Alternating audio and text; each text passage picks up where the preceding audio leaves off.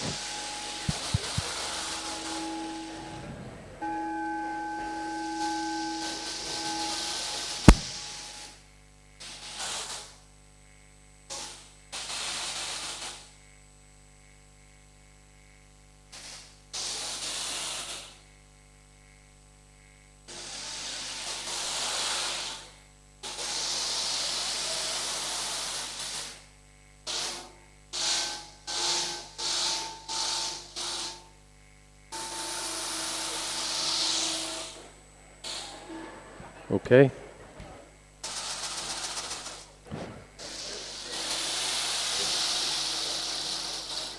Assalamu alaikum, ladies, our dear students. We'll be starting our live streaming very soon. As DMU ambassadors, please maintain silence, switch off your mobile phones, enjoy the sound healing, please, and enjoy the event. Thank you.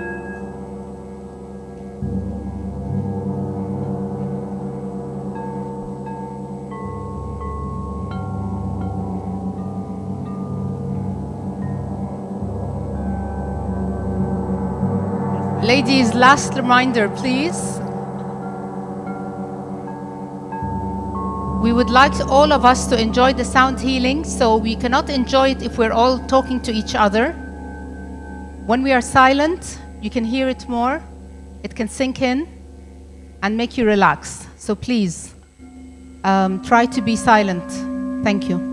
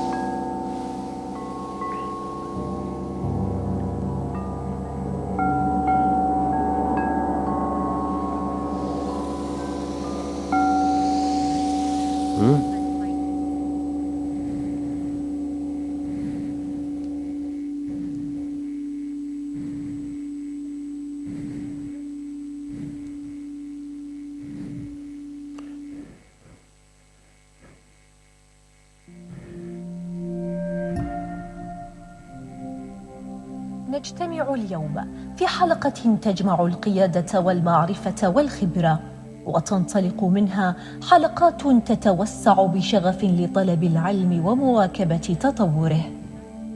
توحدنا رؤية قيادة حكيمة تسعى إلى تكامل طبي يرتقي بالعلاج إلى مستوى يليق بدولتنا السباقة إلى استشراف المستقبل.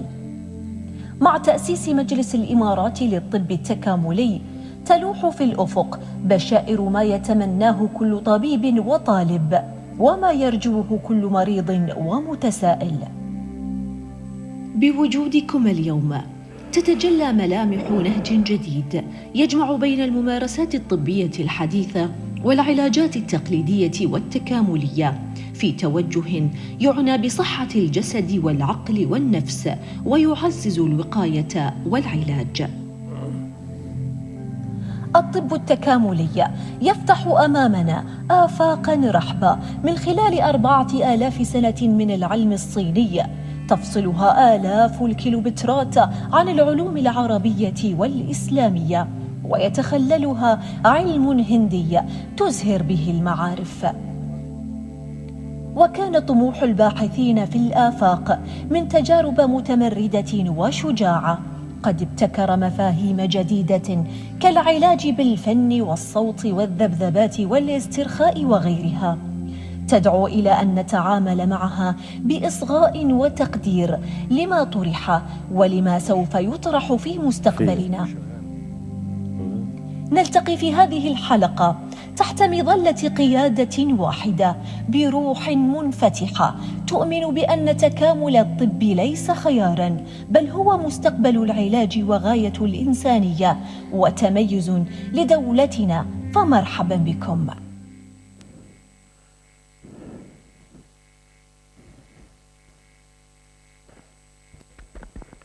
بسم الله الرحمن الرحيم.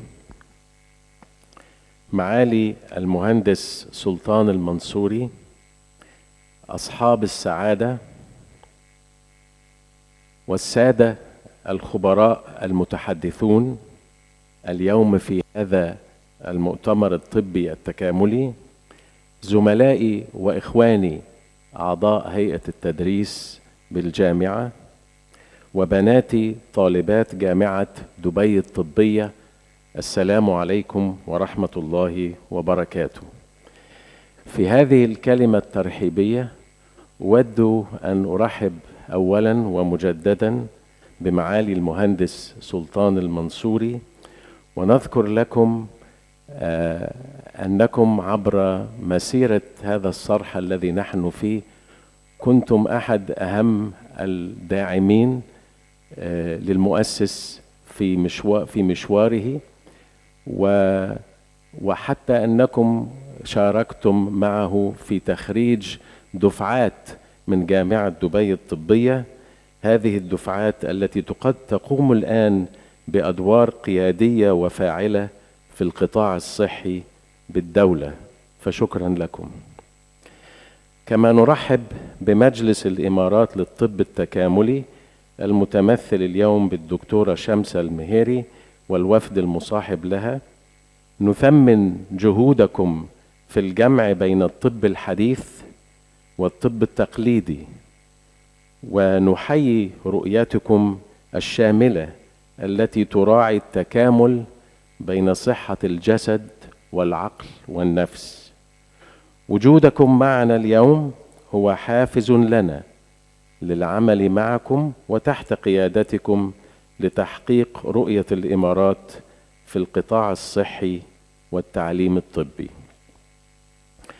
والآن نستمع في هذه الندوة الحوارية لبعض المتخصصين الذين زارونا لهذا المؤتمر من بلاد مختلفة في العالم ليشاركونا رؤيتهم عن الطب التكاملي في بلادهم والمناطق التي أتوا منها.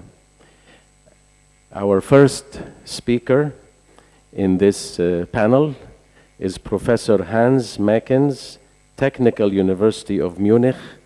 He will be speaking to us about integrative medicine, a European perspective. Professor? Thank you.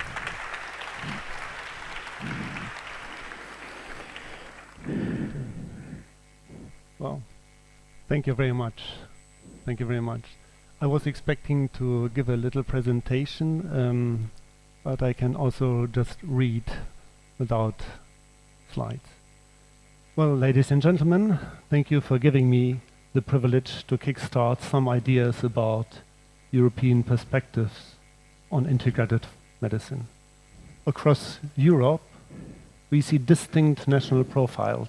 Germany and Switzerland have long been pioneers, integrating modalities such as naturopathy and acupuncture into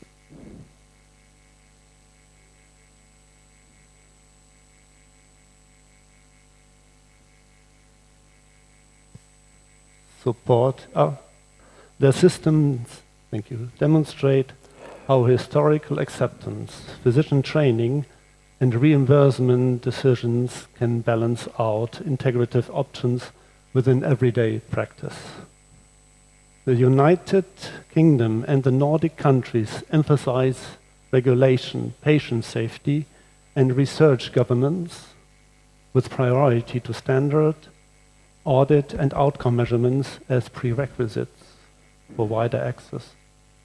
At the European level, institutions continue to call for more standardized education, clearer quality assurance, and stronger clinical evidence to guide both professionals and the public. Turning to patient demand, utilization is essential. Estimates suggest 30 to 50% of Europeans use integrative medicine. Demand is particularly visible in chronic pain, in supportive cancer care, and in prevention, where patients seek multimodal strategies that address symptoms, function, and quality of life. The interest has its strongest uptake in Germany, Switzerland, and the Nordic countries, and it has been steadily growing over the last decade. The country comparison sharpens that picture. Germany and Switzerland show the highest uptake, exceeding 50%, while Nordic countries and France cluster around 40%, and the UK is on an upward move near 35%. These differences are not just historical artifacts. They mirror active choices in regulation, training, and reimbursement that either invite or impede integration at the clinical level. Looking ahead, 3 challenges and opportunities stand out. First, we need stronger clinical evidence, comparative effectiveness studies, pragmatic trials, and implementation research that capture both outcomes and safety in real-world care.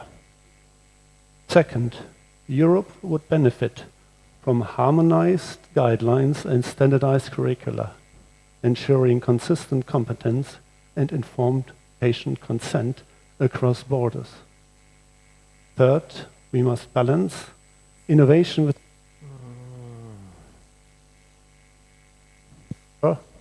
while supporting patient-centered choice. If we meet these challenges, integrative medicine can deliver on its promise: better quality of life, more effective prevention, and potentially lower system costs through smarter, earlier, and more personalized care. Thank you very much. Thank you, Professor Hans. Enjoyed very much listening to you. You put your finger on very important aspects of integrative medicine. You know, even I remember in the last decade of the last century, there was started the wave of back to nature, and it was really by the people, you know, the people who felt sometimes that modern medicine is very expensive, of course, and at the same time, in some cases, not delivering the expectations of the patients. And also when you talked about prevention, because, you know, prevention is part of the integrative medicine, it's part of the holistic medicine. and a better quality of life, etc. I think you also put your finger on something very important, which is the evidence. The fact that we are probably not doing enough research to discover the value of integrative medicine, natural medicines, etc. And without that evidence, it's difficult to be implemented in real practice. Thank you very much, Professor Hans. I'm sure in the afternoon sessions we will have lots of time for Q&A and for more in-depth discussions. Our next speaker is Dr. Lamia Al-Falih, Sultan bin Abdulaziz Humanitarian City from the Kingdom of Saudi Arabia. You will talk to us about integrative medicine and rehabilitation. Dr. Lamia.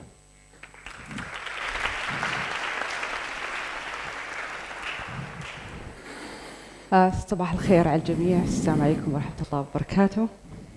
بداية أتقدم بخالص الشكر والتقدير إلى مؤسسة سعيد أحمد لوتها الخيرية على هذه الدعوة الكريمة وعلى جهودها الرائدة في دعم وتعليم ونشر مفهوم الطب التكاملي الذي يجمع بين العلم والإيمان والرحمة والمعرفة والعقل والروح. يشرفني أن أكون معكم في هذا اللقاء الذي يحتفي بالإنسان قبل أن يحتفي بالطب، ويذكرنا بأن الشفاء ليس دواء فحسب، بل هي رحلة توازن بين الجسد والنفس والروح.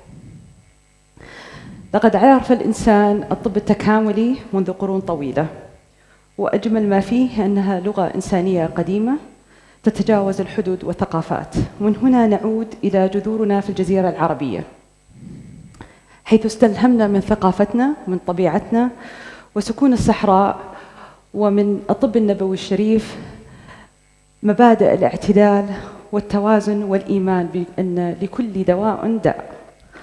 قال رسول الله صلى الله عليه وسلم: ما أنزل الله داء إلا أنزل له شفاء. وفي هذا الحديث إلهام خالد أن العلم وسيلة والرحمة غاية، وأن التكامل بينهما هو طريق الشفاء الحقيقي. ومن تراثنا هذا امتدت جسور الحكمة شرقا وغربا.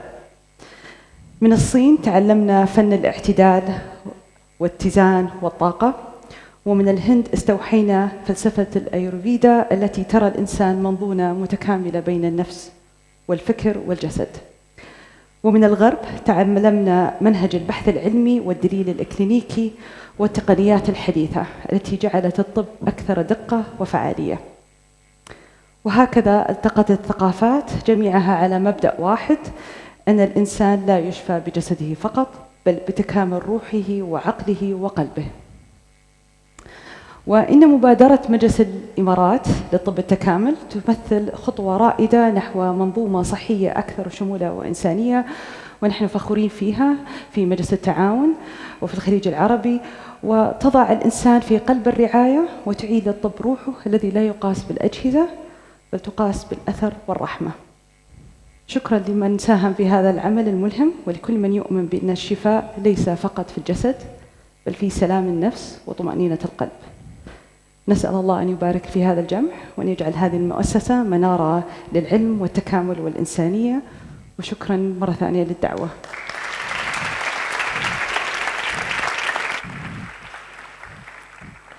Shukran, Dr. Lamia. Thank you so much for this inspirational speech that brought us back from the history of the Said Luta Foundation to where we are today and to the progress that is happening and to the holistic approach of medicine. And we know, each time, if I'm sick and I'm going to the hospital like this hospital and seeing a doctor, the doctor usually doesn't want to hear not about this hospital in general. They don't want to listen to my stories. They want to say, what is your chief complaint? What brought you here today, right? They don't want to, to listen to the whole thing. Although what you're saying is that the whole thing is very important because so many things are connected and are influencing the actual treatment.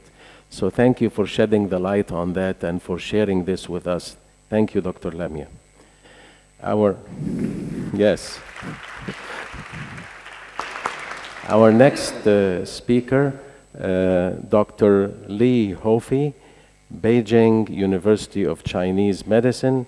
He will tell us a little bit about the integrative context of traditional Chinese medicine. Dr. Li. Thank you. Hello, good morning. Good morning, everyone. It's a great honor for me to be here. First of all, I would like to thank all the organizers to invite me for the event. My name is Dr. Li Huafei from Beijing University of Chinese Medicine. Beijing is around 6,000 kilometers far from Dubai. It's really a pleasure for me to talk with all the doctors from all over the world, from Germany, from Saudi Arabia, and from India, and of course, many other countries. As we know, the traditional Chinese medicine has been practiced very fast growing in the world. Outside of China, not inside, outside of China, there are approximately 200,000 Chinese medicine clinics in all over the world outside of China, and around 1 million of practitioners service in the clinic. And in UAE, the first acupuncture doctors started to work in 1976. It's about 50 years ago in Sharjah. It's Emirati, not Chinese. Okay, and in China, all the major hospitals combine acupuncture, combine Chinese medicine, and the Western medicine together. We are working very friendly and very cooperative. And of course, we achieve better results than single Western medicine or Chinese medicine. And the concept or the philosophy of the Chinese medicine is not only acupuncture. We have a group of Chinese medicine service, like herbs, like Chinese Tuila, Chinese Qigong, Tai Chi, and Chinese meditation. We have a group of service for your health. And of course, we need to organize the lifestyle of your own body, and of course with your family, and to balance with yourself and the nature. We are thinking of the Chinese medicine, we are thinking of all together, like what we are doing to combine the Western medicine and the Chinese medicine and the other countries' traditional medicine, like Ayurveda, homeopathy, Islamic medicine. So that will be the future of the health system. And thank you again very much for all of you us here. I hope that integrative medicine will be better than only just one. Okay, thank you. Thank you. Thank you, Dr. Li. The Chinese medicine is you're reminding me of, very important contributions, not only to integrative medicine, but also to modern medicine. When I was doing my studies, it was on one of the Chinese medicinal plants. So actually, the discovery of some anti-malarial agents, what I was working on, it was from a Chinese herb called chingasu, which is Artemisia annua. And today, there is a drug on the market. It's modern medicine because it's a pure drug on the market used for resistant malaria, or some derivatives of it are used for resistant malaria. So it reminds us that research and continuous research will lead to products that can be used for human ailments, whether it's from nature or from the chemical synthesis in labs, etc. So thank you for reminding us of the great things we learn from Chinese medicine. Thank you very much.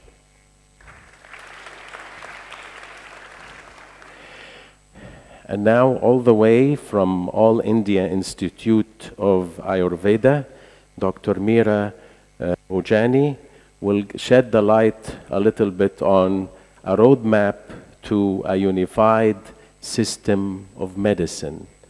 Dr. Meera.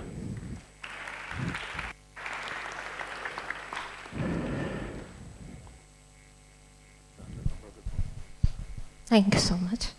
And namaste and good morning, everyone. All the dignitaries present over here, His Excellency, the organizers, my colleagues from different part of the world, from Germany, from China, and from Saudi Arabia, and all the teachers, the students, and I'm so happy to see and know that this university is particularly it is dedicated for the education of girls, and that gives a lot of empowerment for me to speak over here. So, good morning everyone, and before I speak and tell you a little bit about what my topic is all about, which we'll have in detail in the afternoon sessions, I would like to request all of you to for a while just close your eyes and imagine that there is all the boundaries of the medical sciences have have vanished, have been merged, and we all have come together, the different medical sciences people, we have come together to heal and nurture the humanity. And do you know, it's so interesting that we have this arrangement is in form of a circular sitting arrangement, and I was so happy. It's very interesting and inspiring. And do you know who is in the center of this the whole thing, the whole arrangement? The patient. The center is not the Ayurveda, although I am representing Ayurveda. The center is not Chinese, the center is not the conventional medicine or something else. The center is the patient.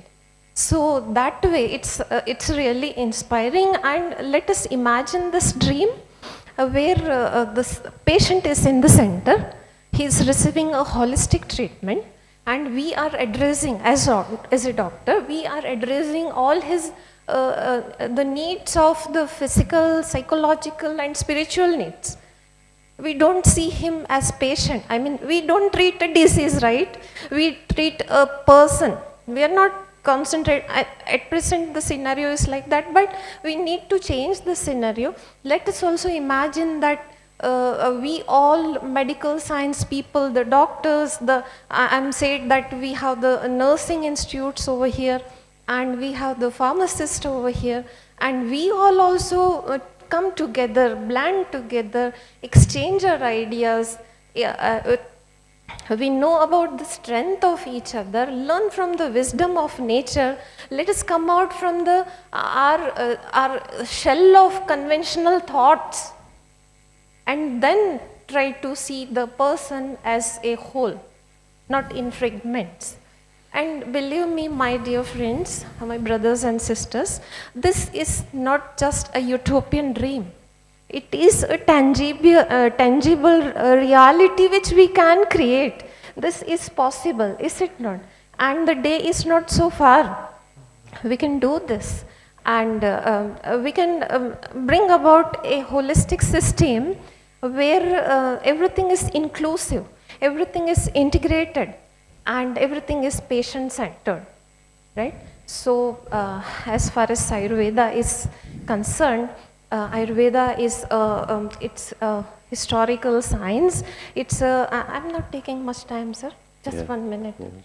Yeah, and it is believed to be 5,000 years old. It is India's traditional practice. It has its own unique and salient features in terms of the assessment of the constitution of the body, the pulse diagnosis, we call it Nadi Pariksha.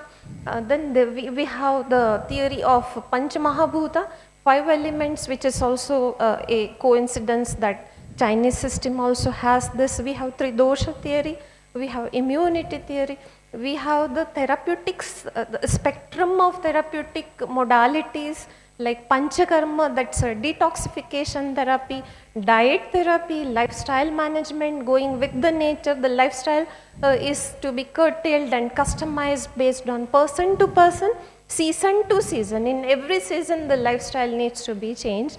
So based on this and due to this strong principles of Ayurveda, despite so many odds, Ayurveda is still able to survive in a globalized platform in around 77 countries, out of which 26 are officially mentioned in the WHO benchmark documents. So on behalf of Ayurveda, Ayurveda says, Ano bhadraha kratavo santuhu. Let noble thoughts come from all directions, from all pathis, all sciences. And they can be a universal or unified pati, a unified science which will cater to the needs of the patient as a whole. And on behalf of Ayurveda science at large, on behalf of Ministry of Ayush Ministry, Government of India, on behalf of my institute, All India Institute of Ayurveda, New Delhi, and on behalf of myself, I am so glad to be on this platform, and I am grateful that the organizers have given me this opportunity to be over here, where we are going to blend a harmonious amalgamation will be there of the science, of the technology. This is, believe me, this is just the beginning. It will, I'm sure it will go a long way. So on this platform, I once again appeal all of you to be part of this journey. Let us embark this journey together, and there will be, and as I told you, a fusion of things where the sum total will be more than the, you know, the total will be more than the sum of its parts, and it will be the perfect blend of the best practices.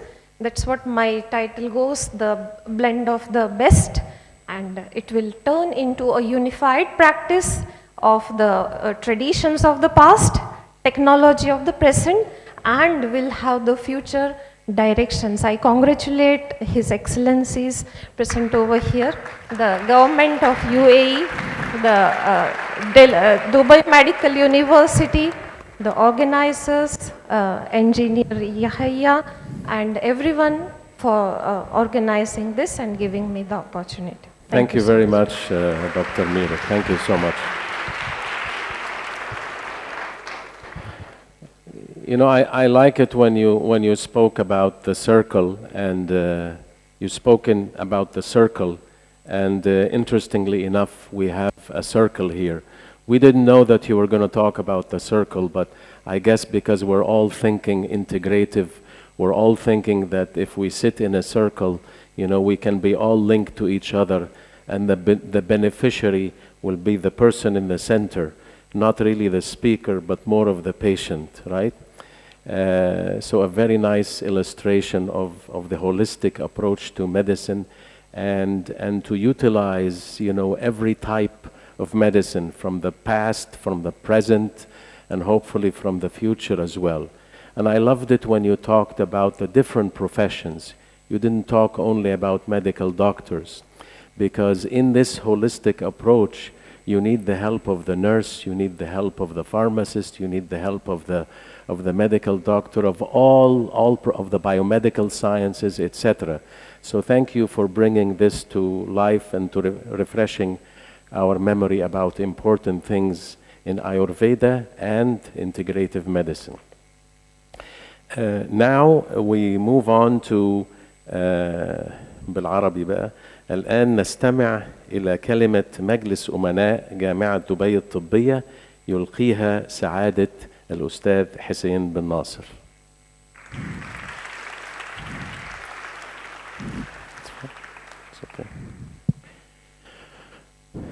السلام عليكم ورحمة الله وبركاته. بسم الله الرحمن الرحيم. الحمد لله والصلاة والسلام على رسول الله وعلى آله وصحبه ومن والاه. معالي الأخ المهندس سلطان المنصوري، أصحاب السعادة، ضيوفنا الكرام، السيدات والسادة الأساتذة الأفاضل، بناتي الطالبات، الحضور الكريم. الحمد لله الذي سخر الإنسان العلم والمعرفة وجعل في هذا الكون أسرار الشفاء وآيات الرحمة.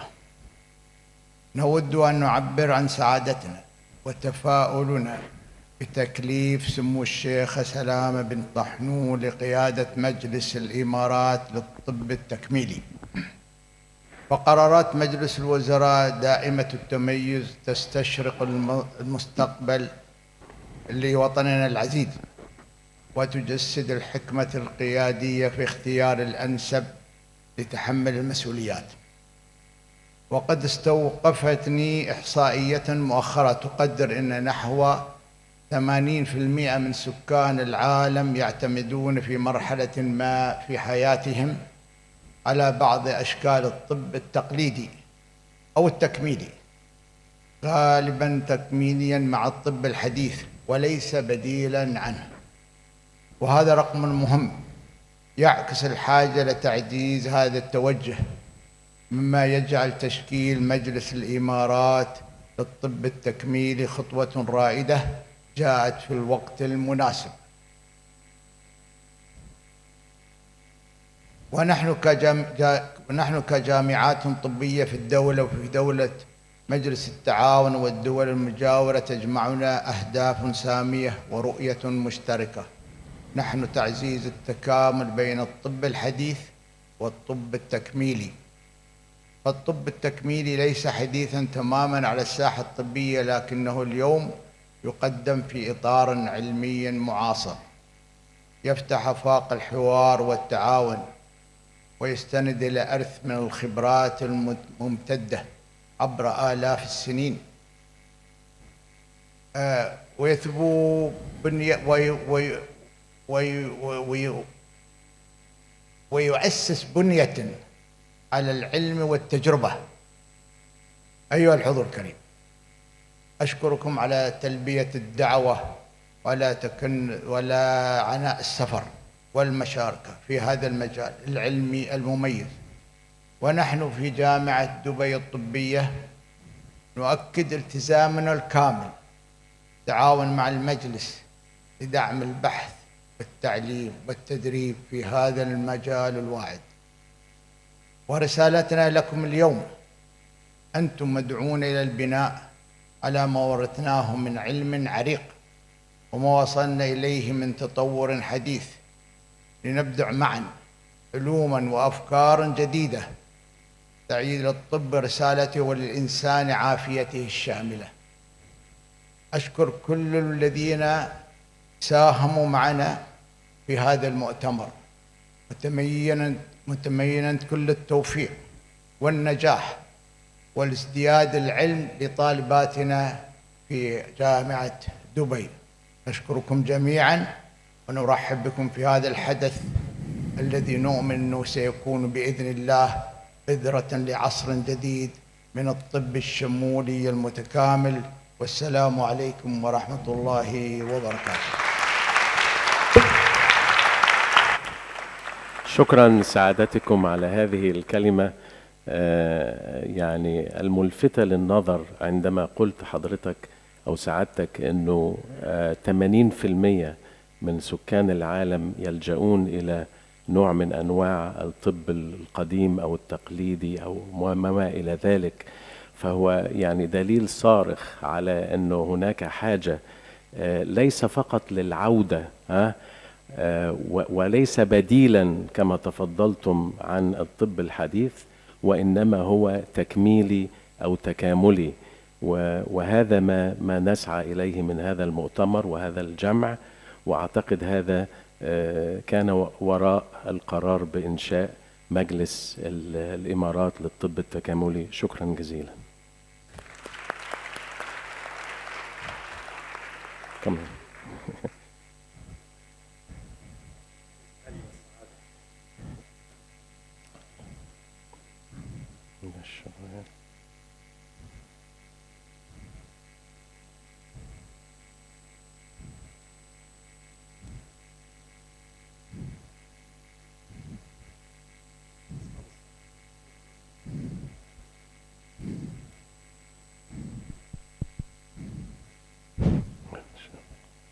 أصحاب المعالي والسعادة، قرب الميكروفون.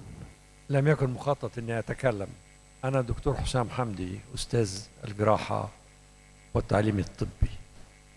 كثير من الموجودين يا إما تلامذتي يا إما أولادي يا إما زملائي، وربما أكون أكبر الموجودين سنا.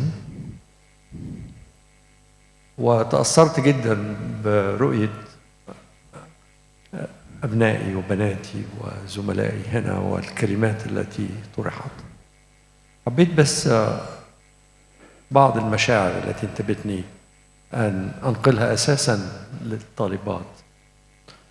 عن 50 سنة من الخبرة ومن الحياة المهنية كجراح وكأستاذ في التعليم الطبي. في الواقع رأيت الكثير على مدى 50 عاما من الحياة والموت، الفرح والحزن، الطمأنينة والخوف، وغيرها من المشاعر الإنسانية الكثيرة. والتوجه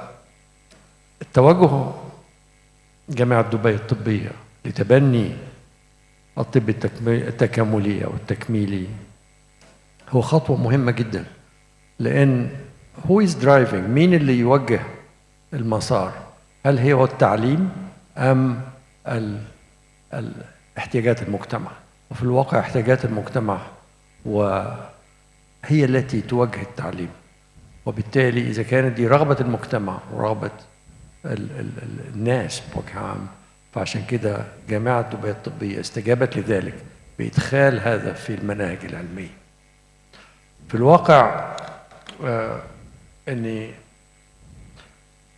خلصت من هذه الحياة الطويلة، أو أن الله سبحانه وتعالى خلق بيننا، خلق الصالحين وخلق المصلحين، وأرجو أن تكونوا جميعا إن شاء الله من المصلحين، وتعم خبرتكم وعملكم على الإنسان وعلى الإنسانية بوجه عام. والنظرة إلى كما ذكر الزملاء، نحن لا نعالج المرض، ولكن هو الإنسان الذي به هذا المرض. فهذه النظرة الشمولية، واعتذر عن أني تدخلت، ولكن مشاعر الحقيقة حبيت أعبر عنها. وألف شكر وبالتوفيق تاني.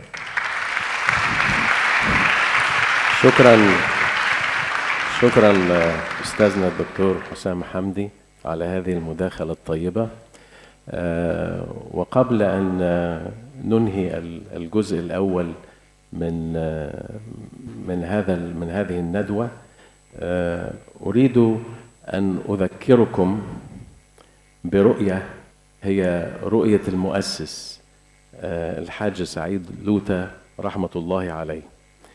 هذه الرؤية بالنسبة للطب التكاملي بدأت منذ أكثر من 30 عاما.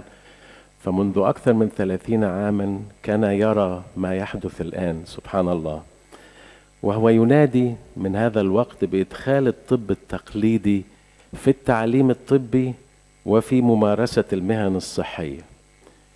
ولكن رؤيته لم تكن مجرد تركز على الطب التكاملي أو الانتجريتيف ميديسن فقط، وإنما كانت رؤية تشجع على البحث العلمي، البحث، الاطلاع، القراءة، التعلم، مش كده؟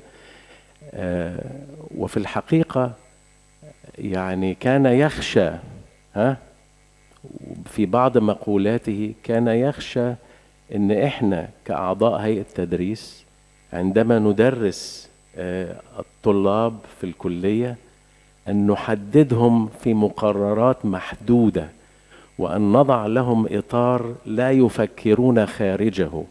وكان هذا بالنسبة له كان يستخدم كلمة القيد أو السجن، في حين أنه كان يريد أن يشجع على كسر هذه القيود، بحيث أن الطلبة ينطلقوا في رحلة من الاكتشاف، رحلة من الإبداع. كيف سيبدعون إذا وضعنا لهم القيود؟ كيف سيبدعون؟ أين ستخرج الانوفيشن؟ كيف سيخرج من الطالبات اللي انتوا شايفينهم دول one day واحدة منهم هتاخد نوبل، صح؟ These days we are celebrating Nobel prizes around the world, right? So if we want one of you to be a Nobel Prize winner, we need to break those seals, huh? And give you the opportunity to think and innovate. One of the things that I saw in social media the past few days, someone writing about Nobel Prize winners, that there's a number of them who were not good in attending classes. بيحضروش محاضرات كويس, okay? This doesn't mean you shouldn't attend, okay? And some of them even failed certain courses. So in spite of all that, they made contributions that changed the world, you know? So if Thomas Edison didn't discover electricity والمصباح الكهربائي كان زماننا قاعدين في الضلمة دلوقتي, مش كده ولا ايه؟ I think it's really a great part of his legacy that we are celebrating today in this circle of integrative medicine. But it is beyond integrative medicine, and it should, you know, encompass everything that we do. With this, we come to the end of the first part of this presentation and forum, and the next part will be the details, diving into the details of Ayurveda, Chinese and European medicine, inshallah. Thank you all for your attendance. Thank you so much.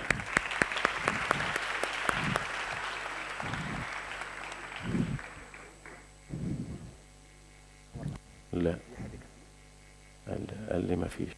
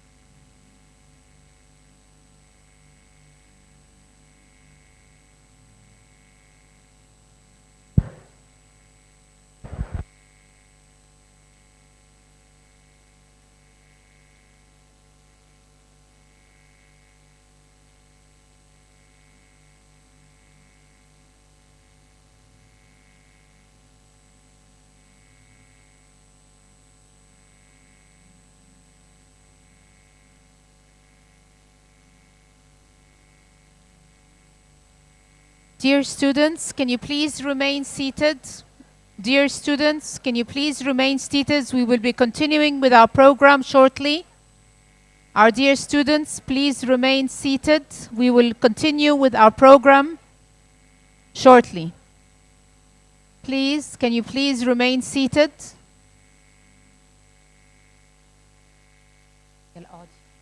Please sit.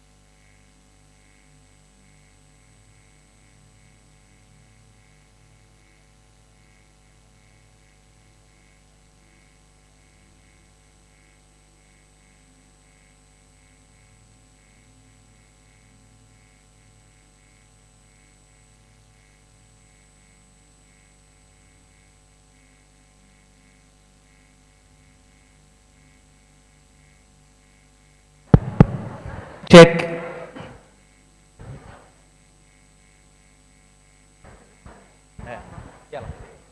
السلام عليكم ورحمة الله.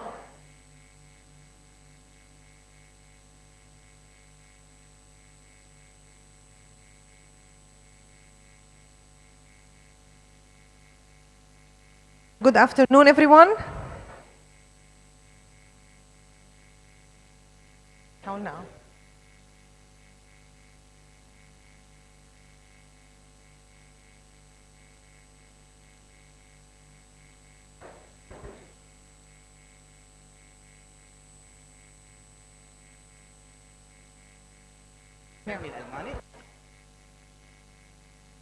Students, we will be continuing with our presentations now. So please, can we have your attention?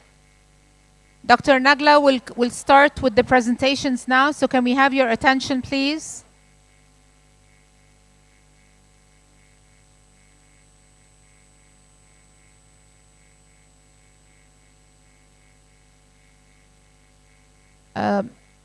Volunteers with mics. Can you please be around? Can you show your hands up, please? Those who have the mic, our volunteers.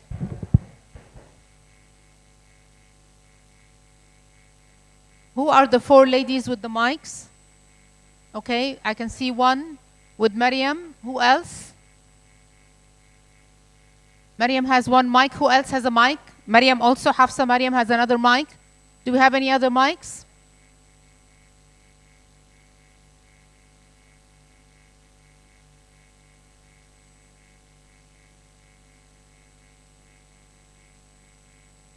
Okay, so good afternoon, everyone.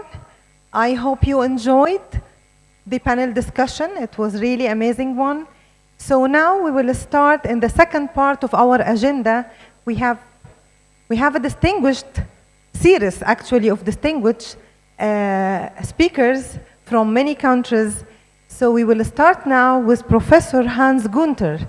He is the Director and Chief of the Department of Plastic and Hand Surgery, Technical University of Munich.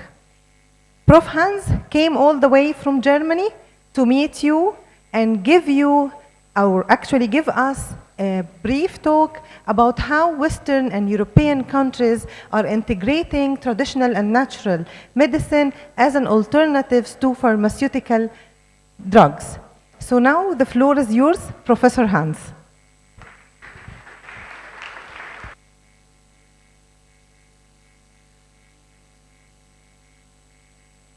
No? Maybe I wait a second until you can hear me. Because it's such a big audience. I think, do you hear me now, ladies and gentlemen? No? Maybe. Can you hear me in the back? I think now you can. Very good. Thank you very much. Thank you for feedback. Now, ladies and gentlemen,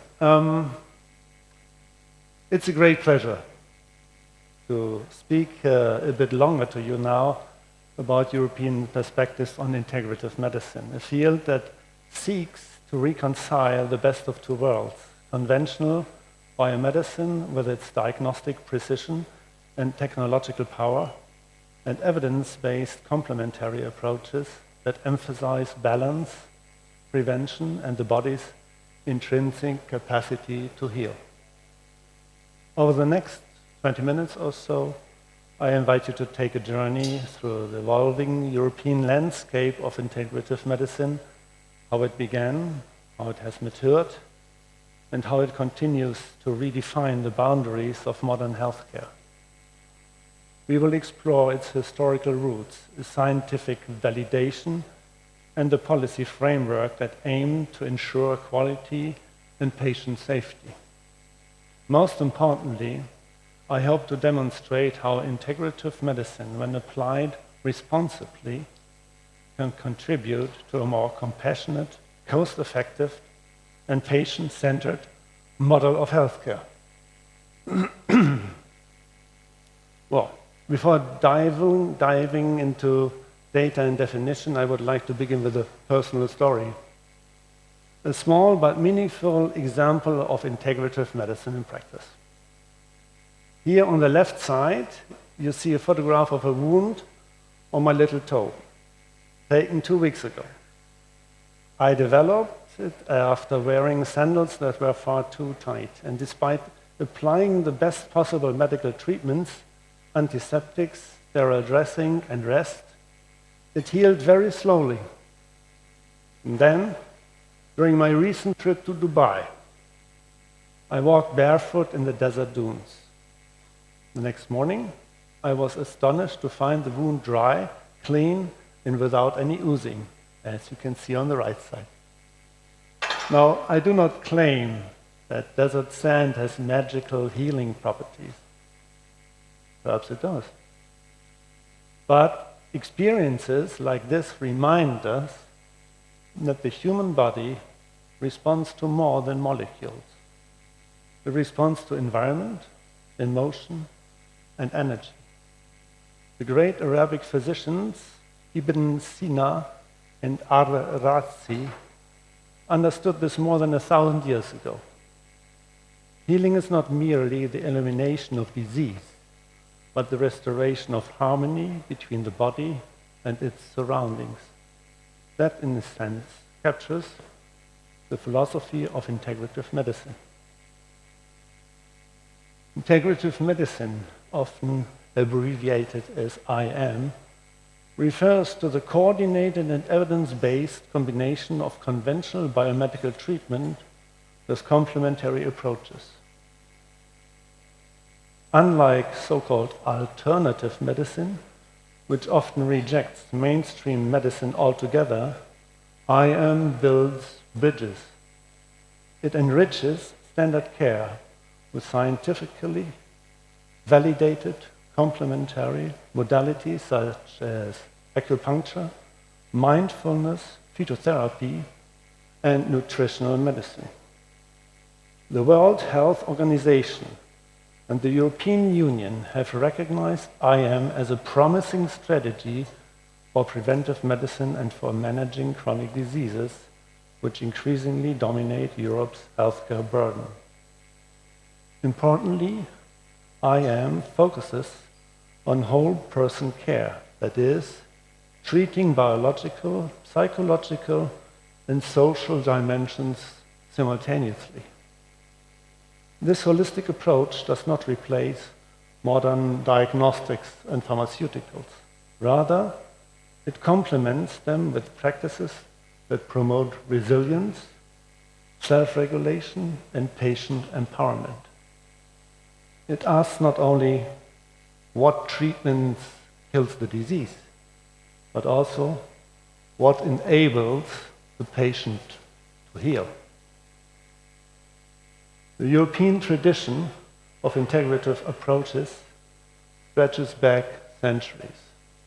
Although by far not as ancient as those in Arabia, India, or China, Europe has a rich legacy of natural healing.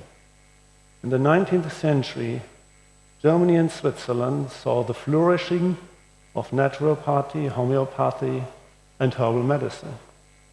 These early movements emphasized the body's self-healing capacity and respect for nature, a sentiment that resonates strongly today.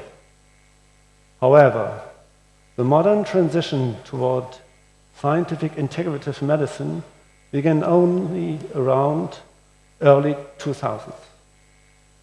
European Union funded initiatives such as the Umbrella Project and Horizon 2020 helped move complementary medicine out of the anecdotal and into the evidence-based realm.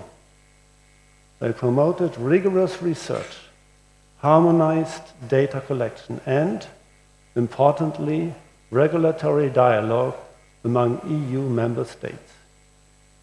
This shift from tradition to translation, bridging ancient wisdom and modern methodology, laid the foundation for today's European IM landscape. From a policy perspective, the European Parliament has taken several important steps. Multiple resolutions now emphasize patient safety, quality assurance, and standardized education in complementary medicine. Organizations such as the European Federation for Complementary and Alternative Medicine advocate for harmonized professional standards, while the European Commission has begun developing frameworks for medical education, credentialing, and clinical guidelines. The result is a growing recognition that integrative medicine is not a fringe movement, but a legitimate component of healthcare policy. Nevertheless, implementation remains uneven, reflecting the cultural and regulatory diversity across Europe. Germany and Switzerland stand out as pioneers in Europe. In both nations, integrative medicine is embedded with mainstream medical education and hospital systems. At Charité Berlin, one of Europe's leading academic hospitals, research on mind-body medicine, acupuncture, and natural therapies is conducted alongside advanced molecular studies. Simultaneously, the University of Zurich integrates complementary methods into its clinical curriculum, just as you succeed so superbly at Dubai Medical University Hospital. Crucially, several modalities, including acupuncture and naturopathy, are reimbursed by statutory health insurances. This not only promotes accessibility, but also signals governmental trust in scientifically vetted complementary approaches. Germany and Switzerland thus serve as models for how integrative medicine can coexist with rigorous clinical governance.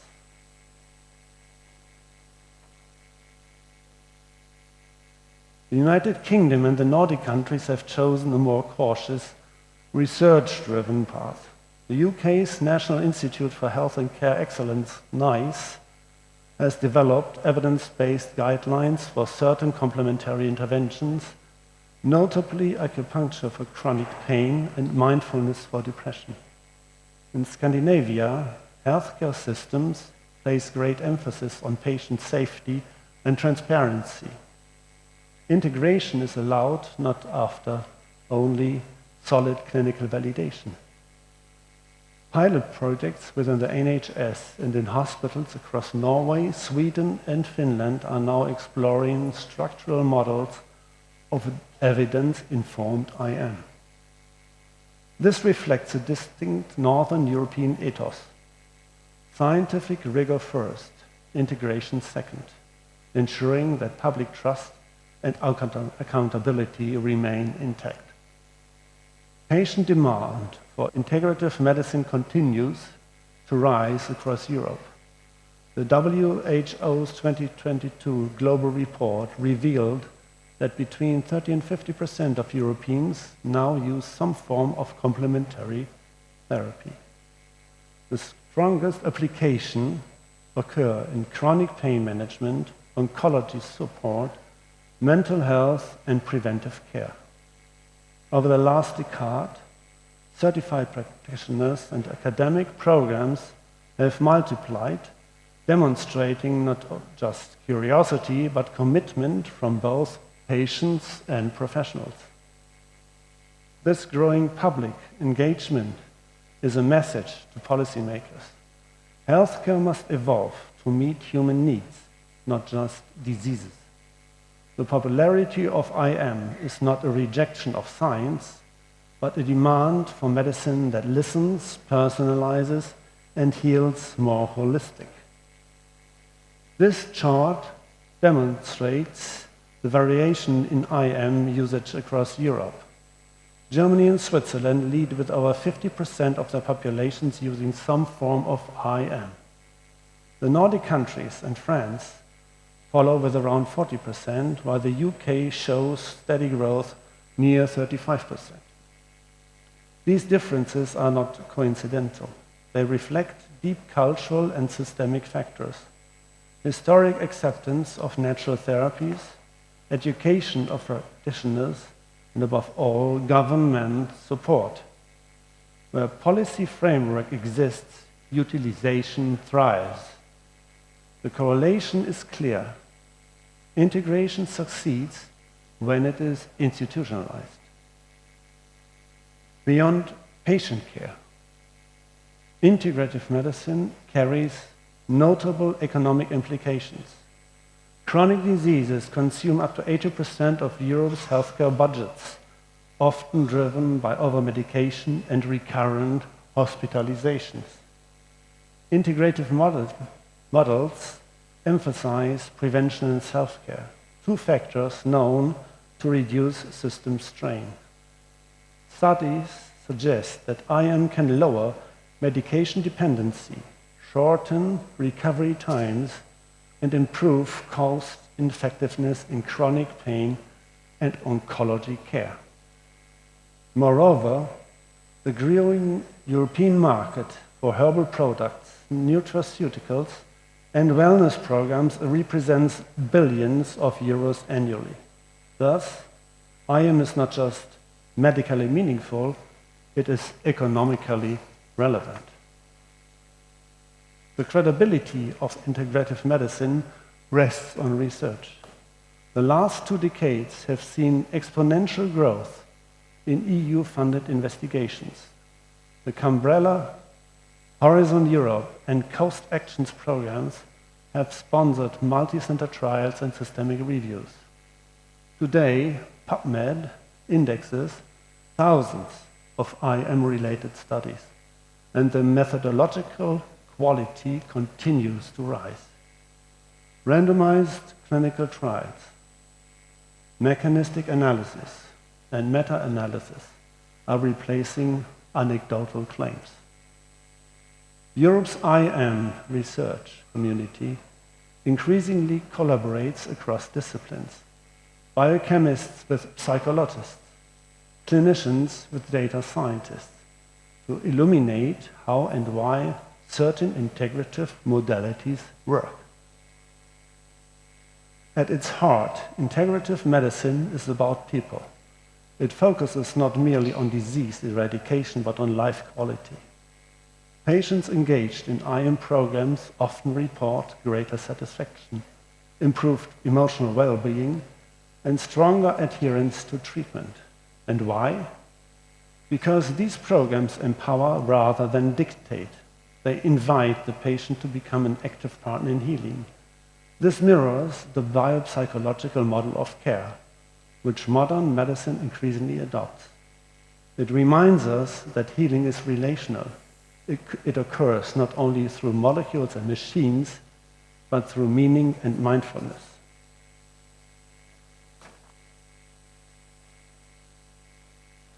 Looking to the future, integrative medicine will increasingly intersect with digital health. Telemedicine platforms, wearable biosensors, and AI-driven personalized recommendations will make holistic care more accessible than ever before. Moreover, cross-border collaborations and multinational clinical trials will refine the evidence base and help IM transition from local practice to global policy. Policymakers are beginning to see IM not as a supplement, but as an integral pillar of preventive and personalized medicine. To conclude, integrative medicine in Europe has evolved from its margins into a scientifically credible, socially responsive, and economically viable discipline. Europe and Switzerland have demonstrated that IM can coexist with rigorous clinical standards, while the UK and Nordic countries are setting benchmarks in evidence-based integration. The next step lies in harmonizing education, clinical guidelines, research and regulatory frameworks. If we achieve this, IM can enhance outcomes, reduce costs, and, most importantly, restore medicine's original purpose, to heal the person, not merely the pathology. Thank you very much. I'll be happy to discuss.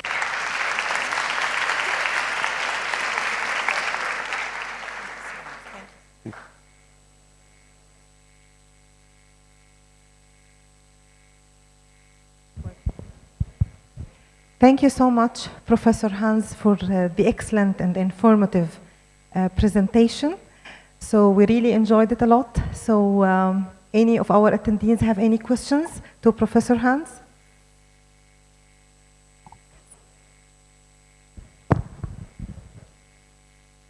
Thank you so much, Professor Hans, for this information.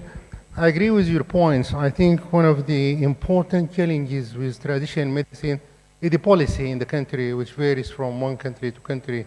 And even on the existing type of therapies here, the insurance, again, is an important factor because insurance companies will not accept even to pay for herbal medicine. And they need to have something which is evidence-based and accepted. What's the plan to get over these challenges in Europe? Yeah.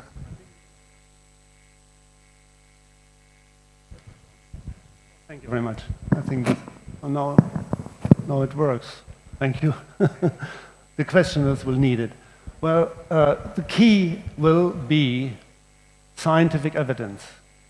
It has been made very clear in Germany, whereas in other health insurance takers in Europe, that without clinical evidence, nothing is paid.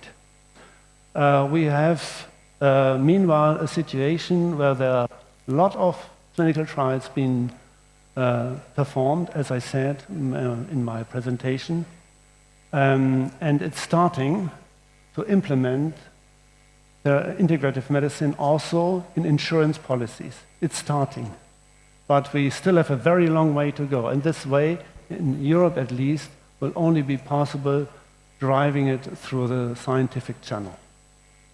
You have touched on different types of integrative medicine. What about the position of bioresonance? Because it's common in Germany, bioresonance. Bioresonance. Bioresidence? Resonance, resonance. Bioresonance. Yeah.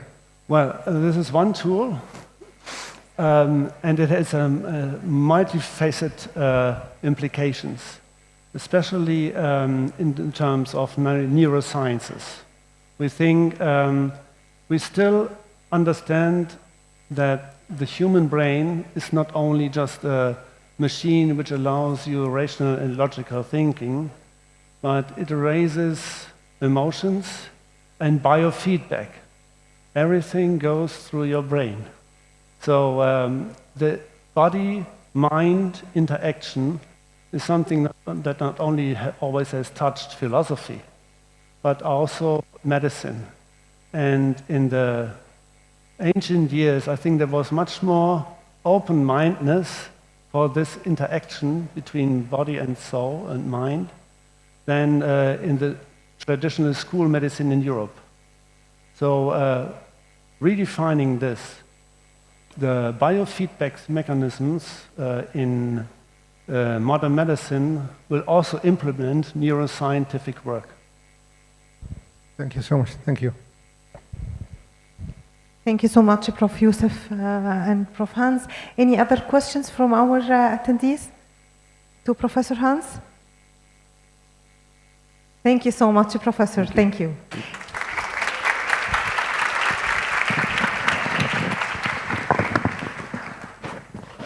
Okay, so from Germany all the way to Saudi Arabia, so we have our distinguished speaker, Miss Lamia Al-Faleh, coming from Riyadh, Saudi Arabia. She is the Director of Rehabilitation Programs and Services, Sultan bin Abdulaziz Humanitarian City. She will take us through a journey how they are using some practices of complementary and alternative medicine in rehabilitation of kids and adults. Miss Lamia, the floor is yours. Thank you.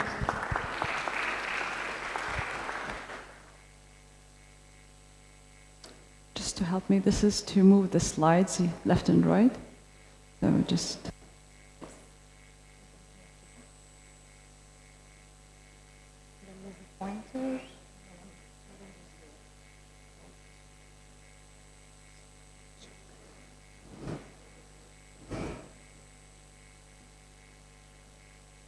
Okay, until I get the device, so let me introduce myself. I'm Lamia. I'm a physical therapist by training, specialized in neuroscience and neurorehabilitation. And it gives me a really great pleasure to be here today. And I come from a very beautiful country, Saudi Arabia, and from a very beautiful city, Riyadh, in the middle of the desert. And this one? Okay, thank you. So let me show you where I work, because I'll tell you the story about the location and how it impacts the healing of our patient. This is our beautiful oasis. We call it the oasis. It's similar to a city. It's one of the largest rehabilitation centers in the Middle East, with the 511 beds dedicated for rehabilitation and medical services. The founder, Prince Sultan bin Abdulaziz, may he rest in peace, had thought about creating a holistic center for rehabilitation. It wasn't built just for medical treatment. Education was part of the healing process and journey. So this is all our building. You can see that there's a small river that passes through the buildings. It's a good place for meditation. We practice meditation every morning with the patient. They do group therapy there, and they enjoy during the great weather. Riyadh is as Dubai. It's some month you don't want to be outside, but this is outside of the city where it's 3 degrees lower. So in our facility, we believe that healing is not just recovery of function, it's restoration of the wholeness of the person. We don't look at the patient as his disease or his impairment or his limitation in movement, but he is a person with, that comes with his own, it could be a mother, could be a father, responsible for his kids, and it's bigger and wider than just his disease. So when we look at from disease treatment to whole person healing, we'll just have to just zoom out and think about the WHO. In WHO 2013, they started talking and it became very advocate, and it's no longer an option not to think about the patient-centered care as an approach to emphasize the importance of understanding patient condition and through scientific evidence, but also looking at the whole person needs and beliefs and culture. In 2016, a framework was published to integrate body and spirit approaches and recognizing these elements, how they connect in the patient journey. 17, the shift focused to holistic rehabilitation, addressing emotional and physical needs. And this shift in WHO signifies a commitment not just to treating the symptoms, but also fostering the emotional resilience and physical recovery. And in 2024, more studies and more evidence supporting the patient-centered approach and how much the integrative medicine methods have been supportive to the patient journey. So what is integrative medicine? Because a lot of people might get confused, what do we mean by this? It is evidence-informed, it is patient-centered approach. It combines conventional methods with complementary medicine. And it focuses not just on treatment, but it also goes into prevention. It also enhances lifestyle and encourages collaboration. That's the ultimate goal of integrative medicine. So, what is complementary integrative medicine? When we think about complementary, I think a lot of people come to their mind the herbs, yoga, as an approach in life, but it's very wide. It goes alongside the conventional methods. It includes mindfulness, massage, art therapy, and it's unlimited. And it depends on the beliefs and the cultures and the backgrounds of every country. Integrative medicine, it unites the conventional and the complementary in one single coordinated plan. And the core principles is that you look at the patient whole person care, that you also utilize evidence-based practice and deep respect for patient values and culture. And this is very important because when we talk about complementary, a lot of people feel it's not evidence-based, but there is a lot of support and evidence and scientific now studies that support the conventional way of looking at integrative medicine. So in Sultan City, we rethinked rehabilitation. We believe that it should not just restore function, but it's also enable us to reclaim the identity and the purpose. Our mission is helping people to help themselves. We have it in our badge, we have it everywhere, that we are enabling center. We consider the patients part of our team, and we do apply evidence-based rehabilitation method through integrated and patient-centered framework. So when we look at the journey of the patient, rehabilitation is ideal for integrative practice, and we look at the disease. How does we address the treatment? We look at stage 2, the functional rehabilitation, focusing on skill and mobility restoration, cognitive rehabilitation. But we also look at the whole person approach, which incorporating the mind and body and spiritual needs and emotional well-being with the patient. And we need to measure that. We need the impact of our service. How do we assess that on admission, in their first encounter, and measure that across their journey. And I put a just side story because I want to connect this with our patient. We have a patient who had a stroke. She's 50 years old and she's very young, consider. And we are pushing her to walk confidently, to walk safely, avoid falls. And she had an incident of fall. And it's very common when a stroke patient they experience that, they become fearful of going back to walking and they go step back. So we had to include the psychology with us, and we have a team that look at how do we relax her. We worked with her meditation, mindfulness. The psychologist was attending with the physical therapist during gait training and walking, and we helped her to understand. We also tried to relax her muscle through massages to reduce the tension on her stiffness and pain. Alongside her intensive rehabilitation, physical therapy, occupational speech, that complemented the whole journey, and she was able to go back. And so this is how our way of thinking is that you combine all the methods to help the patient and understand that fear is there and that we have to help them through overcoming these challenges. So rehabilitation, we face patients with pain, fatigue, anxiety, and loss of identity.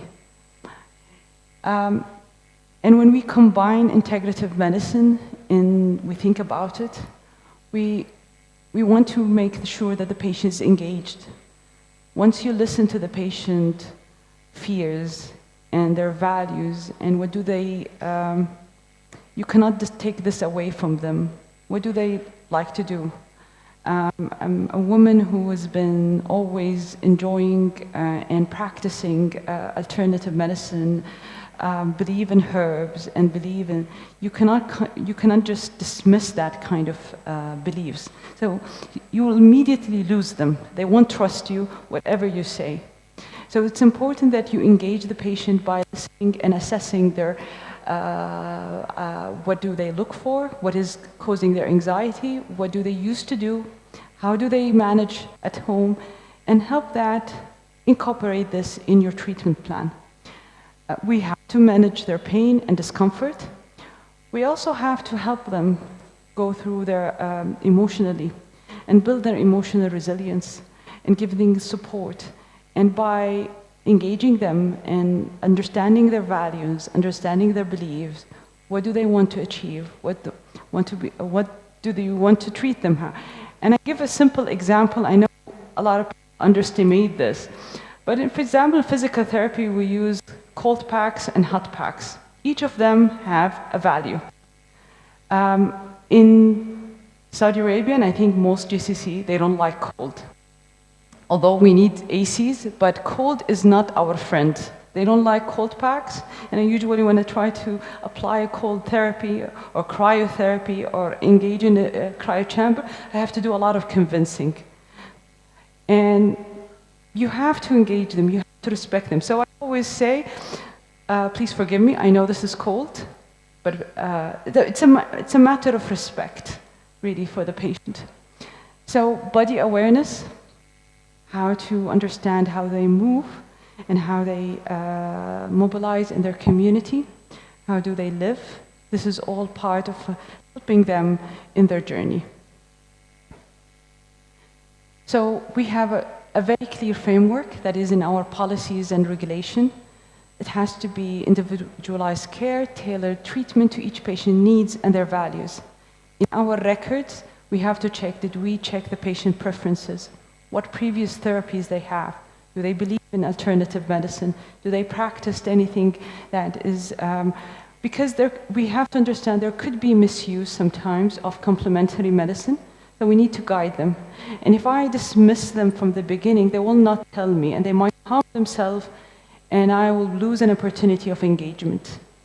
We have to be very culturally sensitive, integrate culture and spiritual factors into our plans, and it has to be a team-based approach. Yes, the multidisciplinary team is huge and big, but we need to consider everyone in that treatment plan. And at the end, I need to look at the person as a whole. I'm not looking at his physical muscles, joints, brain.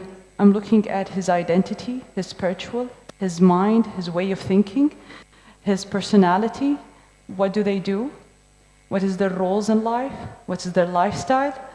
To be able to have a very comprehensive treatment plan.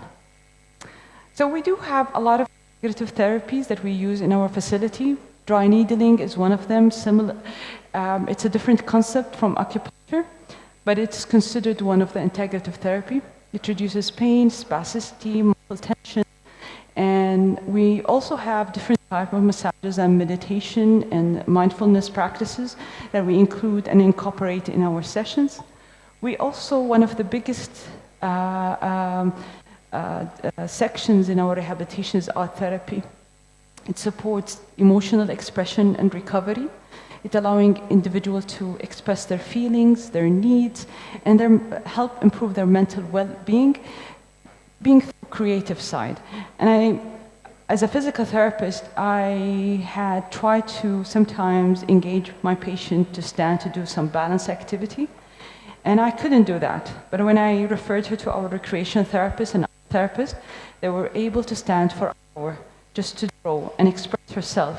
So that kind of art therapy not just improved her mental well-being, but also her physical ability and stability and balance.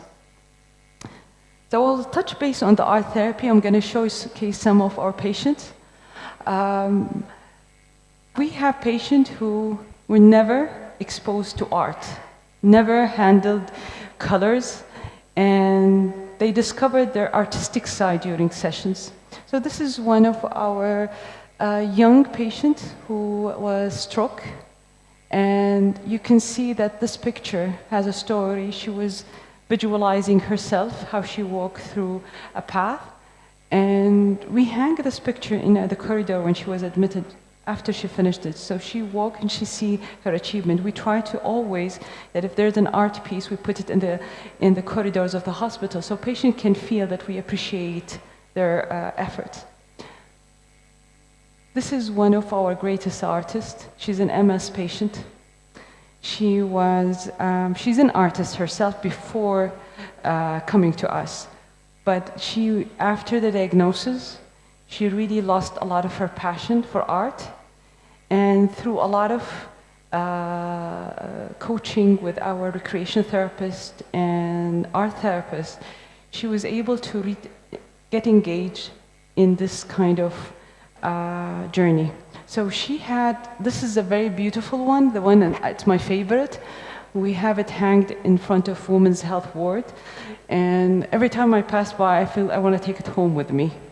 The other one is very powerful with the colors, and she was using colors to express her feelings and how she feeling this day, and she started to have some art galleries really, and we're supporting her, and we're inviting her sometimes when we have art gallery. These are two patients. The one this is a stroke patient, and she was a teacher. She was in her early 30s when she sustained the stroke. And she lost her ability to speak and to communicate. And she has a very lengthy rehabilitation plan. And she had a passion for horses. So we had taught her, her art therapist helped her teach her how to draw horses. And it became her passion. And unfortunately, I don't have more advanced. This is her early efforts really in horse painting, but then she became very passionate about it, that the Prince of Asir had heard about her and requested a painting from her, and we actually sent it to him, and it's in his office where a lot of you, and she became actually an art therapist. She discovered this side of her and I wanted her to recruit her in my team because she is such an inspiration that she actually can teach me how to draw. I'm very, very amateur in this. So I thought that she said that I had this stroke. She reflected on her injury that it was a blessing in disguise. I rediscovered my purpose in life. She became an artist. She became the advocate for art therapy and stroke rehab. The other one is also an MS patient who was experiencing loneliness. And through this drawing, it was a self-expression of how, and it helped her to talk more about how she feels. And for integrative medicine to be effective, and I think to be a worthwhile investment, we have to measure it. I think this is one of the challenges with integrative or complementary, that is a little bit disorganized in implementation. And if we don't try to build research, measure outcomes, engage how it impacts pain, how it impacts mobility, how does it impact patient engagement, how does it improve the quality of life. If we don't do patient-reported outcomes, if we don't measure that, I don't think that integrative medicine will really become successful in engaging it in our systems. And we need to think about humanizing healthcare, and this is one of the important vision in our country. We have a transformation of the healthcare. It's part of our Vision 2030. And we look at expertise building and train professionals in integrative medicine and in complementary medicine. And we have to elevate the experience of our patients, improve their satisfaction with healthcare, and create a sustainable system. And we have to have a continuous improvement through measurement and outcome of data. So building the future is we have to look at holistic centers, and we have to look, as I said, with patient outcomes. And I just want to give a local relevance to my talk. In 90% of our population in the GCC are engaged in complementary medicine. You wouldn't hear anyone, even yourself, you always approach complementary medicine, whether it's herbal or supplements or an approach. So you need to be connected with that, and you need to, as a healthcare provider, you're learning, especially that we have students here, as you learn, you need to appreciate that most of your clients will come to you, have experienced that, and you cannot dismiss it, you have to respect it, but you also have to build awareness and guide them to the right approach. So what is the barriers and what we need to consider? There has to be a framework, and I'm glad that in the Emirates now, having this council that looks at integrative medicine will help build a framework in healthcare that supports this practice. Outcome tracking, I cannot emphasize this more, that it is really important to get better outcomes. We have to build partnership with academic institute and healthcare institute to align and help engage this. Staff training is essential. And data publication and research could help in making this a successful model. Thank you very much. This is, I think, overview of my oasis, and I'd like to end my talk with it. Thank you very much. If you have any questions. Thank you so much, Ms. Lamia, for the very insightful presentation. It was a great pleasure to know about how you are integrating these practices in rehabilitation. So from my side, I appreciate really what you mentioned about engaging the patient in the decision.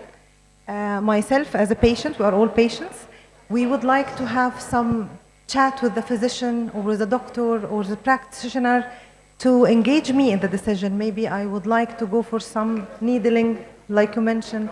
So to all our future doctors, engage your patients. So now we will open the floor for the questions. If anyone from our students have any question. Oh, we have a question over here. Assalamu alaikum. Thank you all. That's really, amazing symposium I came. Dr. Lamia, I'm interested actually to visit you in your city. My father is 86-year-old, got a stroke, And we will actually, I was searching where I should take him. So you made my life easy. Thank you. So if I get your card? Definitely, I can share it with you. And the team, my contact and my email, definitely you can reach out, and we're happy to help anyone. Thank you. Thank you.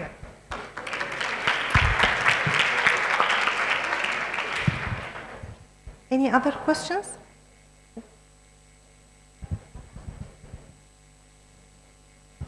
I have a question for Professor Hans. Okay.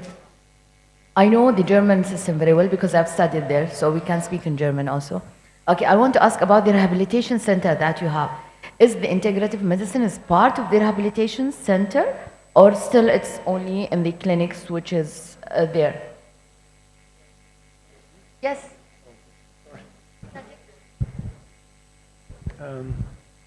Rehabilitation in Germany is a business, so to say, of its own. And it's a big business. It has to do partially because we have a lack of nursery in whole Germany, in our hospitals. Not enough nurses, not enough beds, not enough time for the patients. Kick them out as quickly as possible. And then the healing process has not even started. So this is the one point, and the other thing is the hospitals are too small to cover rehabilitation at all. So we have rehabilitation centers who have to take that over. And there's the next bottleneck. We don't have enough major rehabilitation centers, and because we have such an overload of patients, rehab time is getting shorter and shorter and shorter, making it less and less effective. So what we need is more insight and understanding and willingness to invest in the right parts. So rehabilitation is, in Germany at least, I can say, developed but not enough. Thank you. So, from my side, can I have the same question to Ms. Lamia about the rehabilitation centers in Saudi Arabia? Is it numerous ones, or you just the same question? We're coming to Germany if they have a lot of rehabilitation centers. So can we have, if you have any analysis about the centers you have in Saudi Arabia? Well, in Saudi Arabia, I think we have multiple rehabilitation centers now in every region.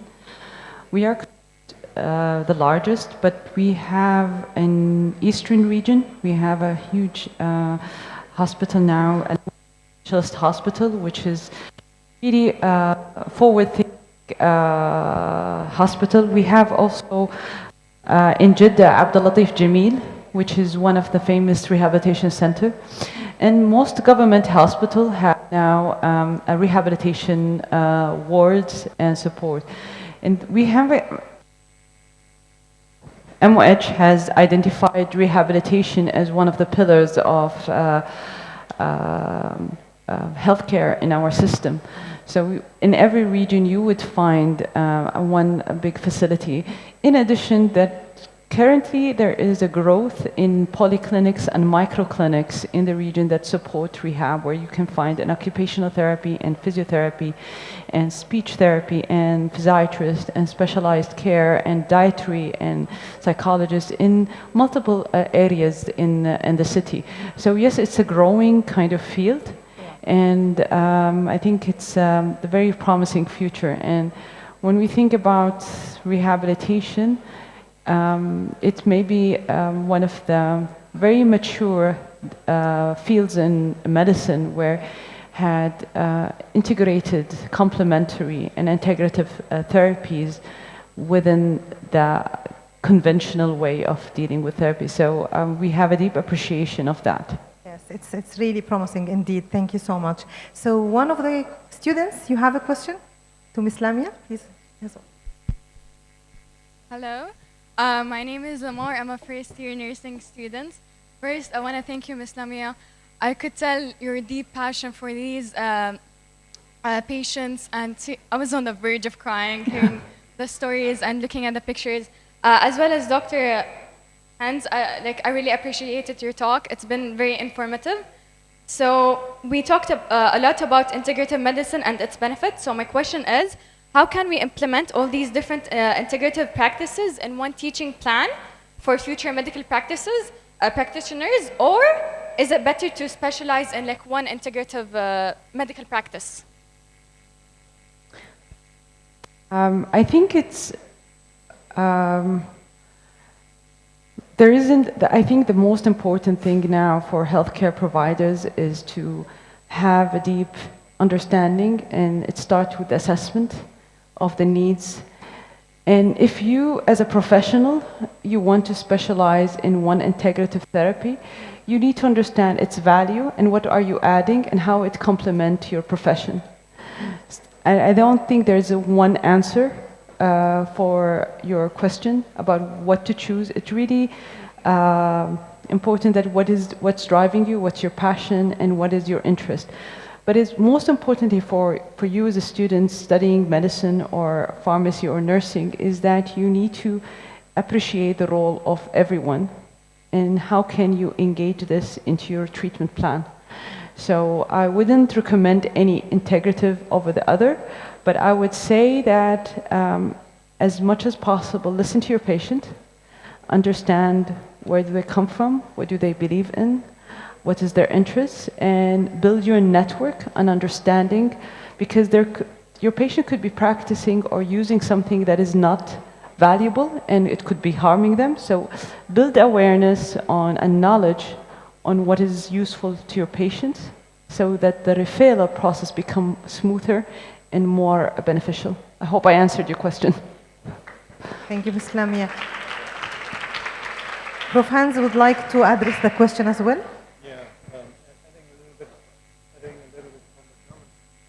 I want to add a little bit from the German point of view for your very interesting question. Thank you for it. In Germany, we rarely have any entity which is as far matured as your university, and I especially would like to congratulate you and the organizers and those who are responsible for this to this achievement. I only can say the Charité in Berlin has an integrative medicine department, but you cannot really study integrative medicine. What we need is tools that implement integrative medicine into the university framework, as you do here. I think what you have here is a pretty unique situation and chance, and you are at the forefront. I congratulate all of you to be chosen here and to be able to study here. I wish you all the best for your future, I can tell you that. But in Germany, we are just beginning. We are just beginning to recognize how important it is to implement this. And I think we still have a long way to go, much longer than you. You're already on your way. Oh, we are just starting. Thank you.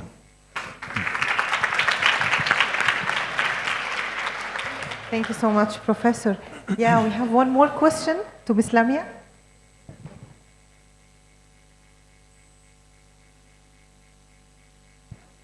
Assalamu alaikum. اسمي فرقان. My name is Furqan, third year pharmacy student. And I would like to ask Ms. Lamia, which is the most practice you use for rehabilitation in KSA? There's a lot, to be honest. It depends on which program you're dealing with, and I think in my field, my specialty, rehabilitation is a very big umbrella. So if you're talking about sport, there's sport rehabilitation, there's different technologies and approach. If you're talking about neurorehabilitation, it depends on what condition or what service you're providing. So under rehabilitation in our facility, we have physical therapy, occupational therapy, prosthetic and orthotics, speech therapy, which with all under their subspecialty. So I wouldn't say there's one is used more than the other, but it's always depend on the patient needs, their goals, their preferences, that you introduce there. And rehabilitation, if you think about it, it's really an evidence-based approach. So there's a lot of studies and a lot about the benefit of many of their approaches and methods. So really it depends on your patient. So as a student, if you are working and you have a patient who is a stroke, based on their impairment, you would select the best appropriate approach suitable for them. So in neurorehabilitation now, I think one of the biggest recent approaches robotics and AI, virtual reality. And if I look at integrative and complementary, there is a lot on nutrition impact, how it impacts their recovery, and how our therapy, there's multiple. I don't have any, I could talk until tomorrow about this, so, but I hope I answered your question. Thank you so much, Ms. Lam. So, as you can see, the students are really engaged with the session. So allow us, we will be sharing with you if we received extra questions to your session. Thank you so much. So now we will move to China. So next speaker, we have Dr. Li Hofi. He is from Beijing University of Chinese Medicine, and he's actually member of the UK Association of Traditional Chinese Medicine. Moreover, he is a UAE licensed traditional Chinese medicine practitioner.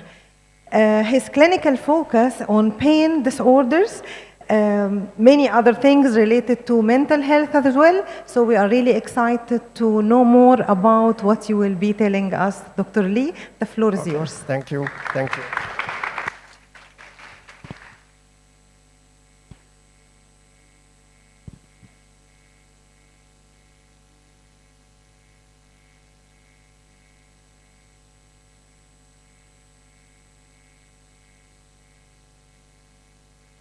Okay.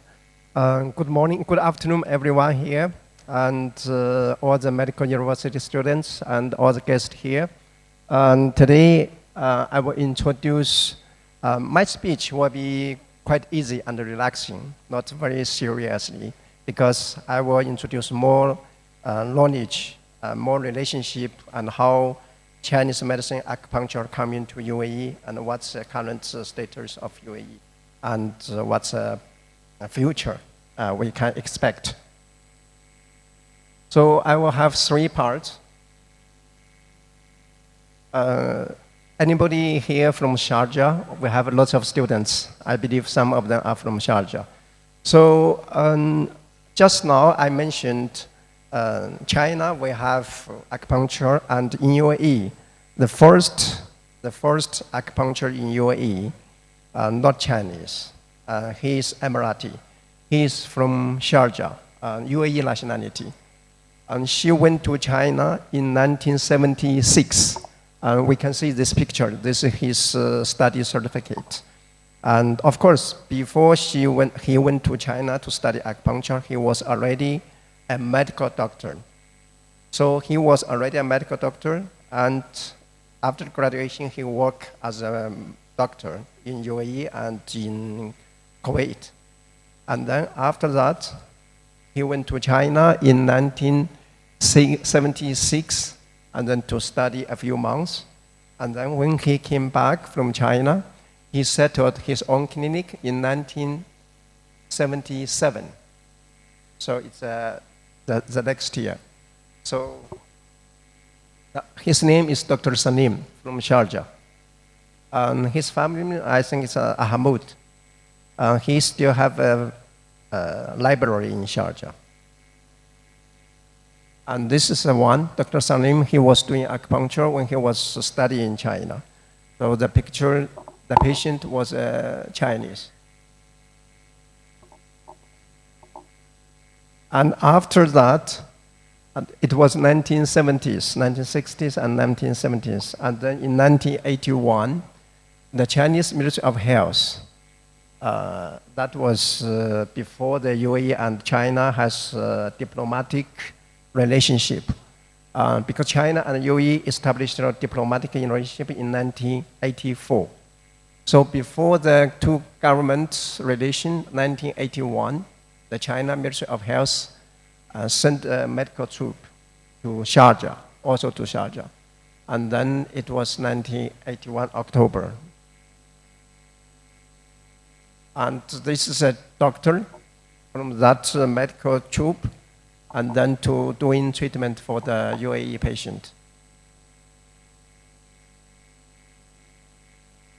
And then again, maybe I cannot recognize who is Emirati patient. I'm sorry for that. But there are three very, very famous doctors. It was 1989, very famous doctor in China. One is for diabetes, one is for liver problem, and then the third one is for kidney. So there are three doctors invited by UAE Emirati patient, and then to give consultation and give some treatment. That was in 1989. I think it's March 5th of March. So in that time, the Chinese medicine and acupuncture was getting famous in the UAE family or UAE population. And then, of course, the Abu Dhabi, the government set out a Zayed complex for herbs research and traditional medicine. That was in 1996. And they invited six Chinese doctors to work in this medical center. So there is a summary about the Chinese medicine and the UAE. In 1977, that was the first Chinese medical center established in Sharjah by Dr. Salim, Emirati. And then in 1985, a Chinese-owned Chinese medical center was established in Abu Dhabi, 1985. And then in 1990, the first Chinese medical center was established in Dubai. So Dubai was later, after many years of Sharjah and Abu Dhabi. Okay, so we will talk more about the Chinese medicine, acupuncture, the current status in Dubai, UAE. Before 2001, there was no official government license for any complementary or alternative medicine. In 2001, the UAE Ministry of Health established an office. It's called Traditional Complementary and Alternative Medicine Department. And then with the department, the exam started in UAE. So all the alternative medicine doctors started to get license officially and then practice. And then their insurance, the commercial insurance, start to accept the alternative medicine, including Ayurvedic, chiropractor, Chinese medicine, acupuncture. And in 2003, February, the Dubai Herb and Treatment Center was established, and the Chinese medicine department was cooperated with Beijing University of Chinese Medicine. And they still have the Chinese medicine department in the medical center. There are still 3 Chinese doctors are working there as Chinese medicine and acupuncture. So with Ministry of Health and Prevention now, the official exam, there are totally about 50 acupuncture or Chinese medicine licensed, and about 30 plus are Chinese, and then 10 plus are non-Chinese acupuncturists. And also the clinics, the acupuncture clinic or Chinese medicine clinic, there are over 30 Chinese medical acupuncture and Chinese medicine clinic. So we don't know, I mean, lots of maybe students, they don't know how acupuncture can treat problem, or which kind of problem or problem we can treat. So in 1979, the WHO organization, the World Health Organization, announced a conference, and they gave recommendation about 43 conditions and problems can help with acupuncture. And there are the common conditions or the signs which can be treated by acupuncture. This is coming from the USA, but in Dubai, in Europe, because I have been practicing here many years, in Dubai we have similar conditions. And first, the condition is about any pain, the pain management. For example, from the head, headache, migraine, neck pain, back pain, up to the calf spasm or the foot pain. Mostly it's the joints and the muscular pain. And then depression, because Dubai, UAE, it's a very stressful city, and very everyone has stress, and then the anxiety and depression are very common. But of course, some of them are not that serious. Some of them no need to take the antidepressant or anxiety medication. So they are coming for us to release the stress, to release the pressure. And then with acupuncture, we have achieved very good results. For my practice, we can see also from here, we have many infertility patients. This is a very important for the family, for the society, for the community, even for the country. It's very important.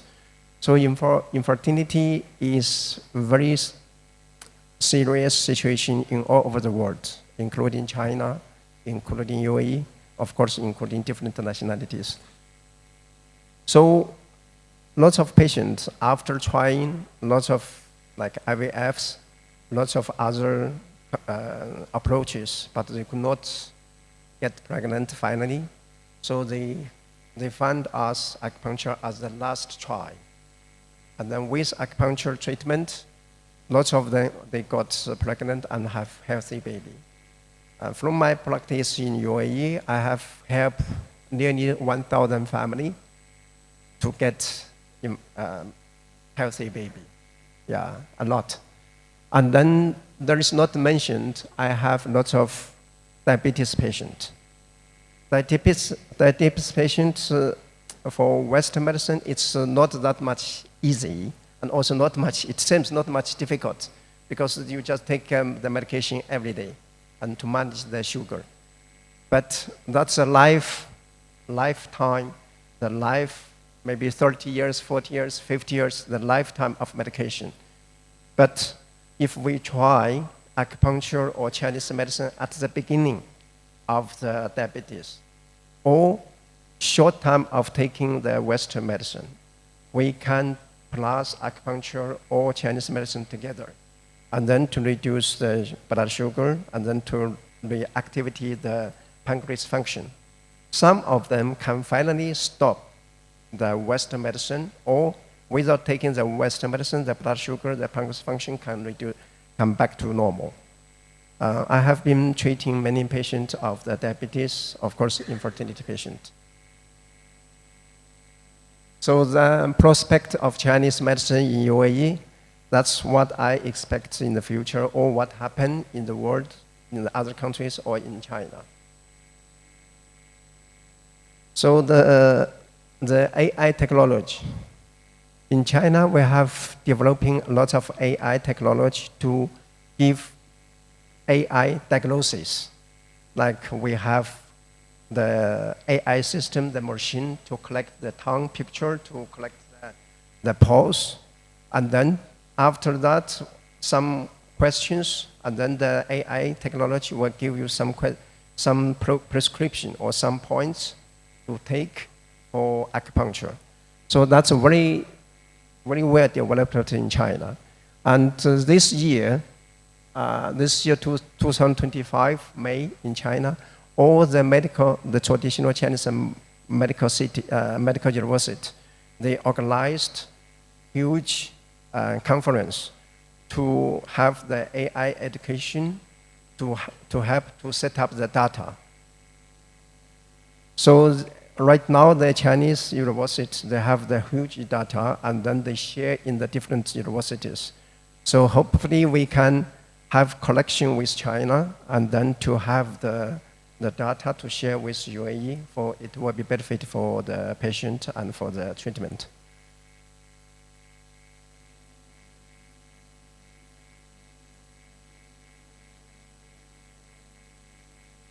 And also in China, we have the major hospital, we have Chinese medicine department, but outside of China, we have about, just now also I mentioned, there are about 200,000 clinics outside of China. And this is we in China government have built and wrote the policy country.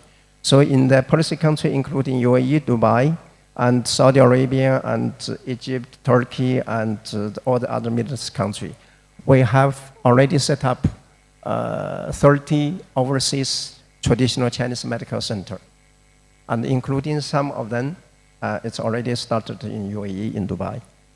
And also the cooperative project, including education, because we need to, before, lots of Chinese medicine doctors coming out, like me, and also to the other countries, and also of the Emirati, like I mentioned, the first one went to China to study, and now we are approaching a way to set up a cooperative education center outside of China. We can have the cooperative education to help all the students to have some basic knowledge of Chinese medicine, acupuncture, and also we can have, possibly after many years study, some of them can get degree of the Chinese medicine, and then even to get the license in different countries and to practice. So that's my speech today, and it's quite an easy one. Anybody have questions? Thank you so much, Dr. Lee. Thank you, sir. So it's really insightful presentation. I was really impressed to know all of this in history between UAE and China, and the number of licensed traditional Chinese medicine doctors here in UAE, and you provided a very comprehensive analysis to the need of acupuncture and other practices. So now we will just open the floor for the questions. I believe we will have some questions, yes? Firstly, thank you so much for the presentation. It was very insightful. So you mentioned that practices like acupuncture can help with conditions like depression and infertility. So do you think that practices like those should be recommended as a primary treatment globally, or should it just be a continued supportive therapy? And if so, what does that tell us about the effectiveness of it overall? Your question is very interesting and very common when I face my patient. First, for the anxiety or depression patient, the first thought in their mind is not to come in to have acupuncture or Chinese medicine therapy or even other alternative medicine. Usually they go to doctors, the psychologist or some other doctors, and then to get some medicine for them. Of course, most of them get relief, and even of them finally they can stop the medicine after some time of taking medication. But there are still some patients, after taking the medication, they still feel the symptoms not relieved. And then also some of them, they are tired to taking the medication continuously for years. So they did some Google research, or they heard from some friends, and then to try acupuncture. And then once they try acupuncture, some of them, they can, of course, many sessions, not 1 or 2 sessions. It will be a long journey. Usually it will take 3 to 6 months. After long journey of acupuncture, some of them, they can finally stop the antidepressant or anti-anxiety medication. Some of them, there will be a combination, like with acupuncture, with the antidepressant, and they have very peaceful and peaceful life. Yeah. Thank you. And also with, as I mentioned, with the other medication, the problem like diabetes, yeah, also the same. Thank you, Dr. Lee. So we are mentioning that it's not an alternative, it's actually accompanying the medication. Then you are helping those patients to start to slow down or decrease the doses of the antidepressants till... Right, yeah. That's right. Yeah, okay, thank you so much. So we have one more question. Okay, my name is Dr. Latifa Naimi. I'm a surgeon. I want to ask you about the surgical cases. If you have a patient, for example, with acute appendicitis, what you will do in this case? You will start trying your Chinese medicine on him first? Okay, or this is acute case, you will take him directly to the surgery? This question, before we get the license, whatever in Chinese medicine in China or here, this is a very important question. For some acute conditions, like you mentioned, or some others, like heart attack or some bone broken, fractured, first, of course, we need to send the patient to the hospital emergency for acute case. And after the emergency condition has been settled, and then we can join together to help for the later recovery. Okay, thank you. And then one more question. You use a lot of herbs in your treatment. Yeah. Herbal Chinese medicine. Yeah, Chinese herbs. Okay. So are these herbs effective only if people are taking it in China or on Chinese people? Okay, or it will be effective for people who are living in other places, they have another environment, another type of food? How is it? So the acupuncture is it's quite popular and common accept by long Chinese, the acupuncture treatment. The herbs in China, we have the same history of acupuncture, but outside of China, it's more difficult for them to accept the Chinese herbs. First, because of the taste. Secondly, because of course also the treatment will be long journey of the treatment. So some of them cannot continue the treatment because of the taste or because of the difficulty of swallowing. So the Chinese herbs are more difficult to accept outside of China. But the research of the effectivity of the Chinese medicine, whatever in China or in Europe, in Germany, Chinese medicine are very popular, and in US, in other countries also some, but not very popular. The research of the herbs are quite effective. Like doctors mentioned about Qinghao Su, that's for malaria. It's very popular in Africa, and it has saved thousands, millions of lives. It's from Chinese herbs. I'm quite proud of the Qinghao Su and the inventor of the Qinghao Su.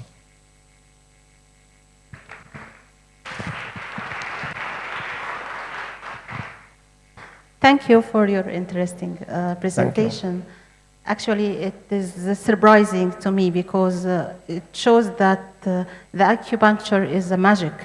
It can target any type of disease, but I wonder what surprised me today is the metabolic disorders like diabetes or the autoimmune disease like rheumatoid arthritis and allergy. So I wonder, is the duration for the acupuncture in these diseases the same like other pain-based therapies? And which type of diabetes is more affected? You know that we have two types, type 1 and 2. So this therapy is directed toward which type of patient? And another point, what is the % of success in approaching metabolic or autoimmune disorders? Thank you. Thank you for your question. So I can answer you from my own practice, not from the books, not from the clinical research or clinic books. From my own practice, you mentioned the metabolism conditions, like diabetes, like joint arthritis, rheumatoid arthritis. So first, all the conditions or diseases you mentioned are very difficult to be treated or to be cured. It's not easy by any medical treatment, okay, by Western medicine, acupuncture. So the best way, or the patient which I treated who got very good result is at the beginning of the disease. When the problem started, early diagnosis and early treatment, especially, and no, you need type 2, not type 1. Type 1, it's for anything, it's not we can say it's not possible. Only the insulin injection. But the diabetes type 2, if we start the early diagnosis and the early approach of the Chinese herbs or acupuncture or any other Ayurvedic, we can achieve really very good results, at least plus the patient lifestyle. Because the lifestyle management is not just for life. It's help for all the medical conditions. For example, usually I suggest my patient to have early sleep, early waking up.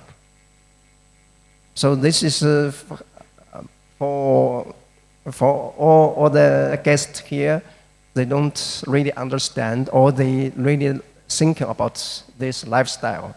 Because early sleep, early waking up, and then you will start your day with breakfast. You will start your day with good energy. And then you can finish your day and then to have good sleep. So this is a circle of the life.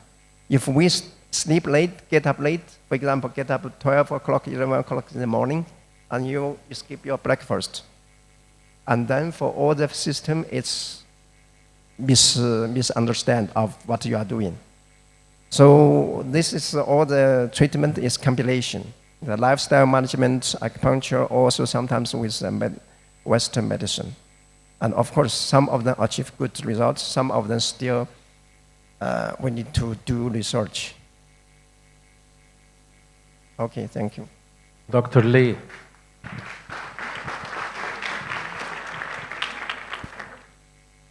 Thank you for this presentation. Thank you. Maybe I'll ask you a question that is not so much into the science of traditional Chinese medicine, but when we look at the integrative medicine, alternative, complementary medicines, in many cases it's herbal, and at the same time, it's usually more economic or cheaper than modern medicine. And I think this is one of the reasons many people have opted to go into that direction, because the feeling of those who are specialized in this are more caring. So they want to cure the patient rather than are interested in the business. So from your experience in China, is the traditional Chinese medicine keeping that spirit of caring and healing, or is it moving towards the business and the cost and the profit? Okay, this question is very difficult. And we can see in the world, everything is business. We cure the people, we help the people, and we get benefit from the people. So it's both sides. We call it double win, right? Always we call it double win. For the health, we are doctors. So in our mind, we need to think about first to help the patient. First, try to ourselves to cure the patient, or at least to modify the patient's lifestyle. And then think about the business or the economic. It's not put the economic at the first. So that's my answer. And of course, the herbs, acupuncture, or the alternative integrative medicine, we are trying our best, combine with the Western medicine to help the patient.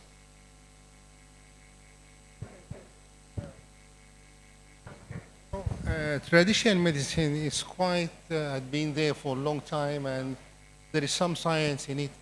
But it's still, the teaching, you have different universities. One for the Western medicine, one for the... Do you have any universities where they incorporate both curricula of traditional medicine and Western medicine? Your question is regarding especially in China, it's regarding the Chinese medicine education system. In China, we have the medical university. We have two parts in general: Western medicine university and Chinese medicine university. In all the Chinese medicine universities, we have to study the subject of the Western medicine. For example, like when I study in my university, we study 40% of our subjects are Western medicine side. 60% of the subjects are Chinese medicine side. So it's already the combination of both. So as a Chinese medicine doctor, as a medical acupuncturist, we have to study the anatomy, we have to study the chemistry, we have to study of the physicals. So that's already the combination. Not we are acupuncture doctor or we are Chinese medicine, we only study the Chinese medicine or we only study the acupuncture. We already study both. Even for the Western medicine university, also they put the Chinese medicine acupuncture as a selective subject for them to have some knowledge. Thank you. Thank you, Dr. Lee. So we really enjoyed the session, and thank you so much for the participants, for the engaging questions, from the acute cases to the economics to the other questions. So allow us, Dr. Lee, we will be sharing other questions to you if we received more. So now from China all the way to India. So we have with us today Professor Meera from the All India Institute of Ayurveda, with more than 20 years of experience in teaching and practicing Ayurveda in India. So we'll be more than engaged with you, doctor, to know more about Ayurveda today. So you have 20 minutes, but we will ask many questions as well. The floor is yours. Thank you so much.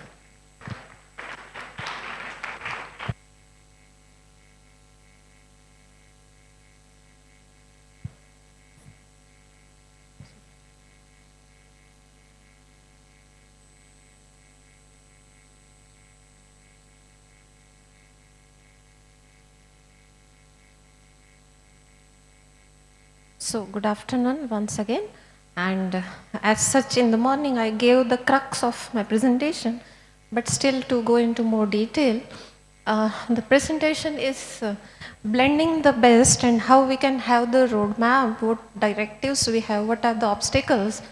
This is all about this presentation, and this presentation, for the ease of convenience, I have divided it into the outline is let me go to the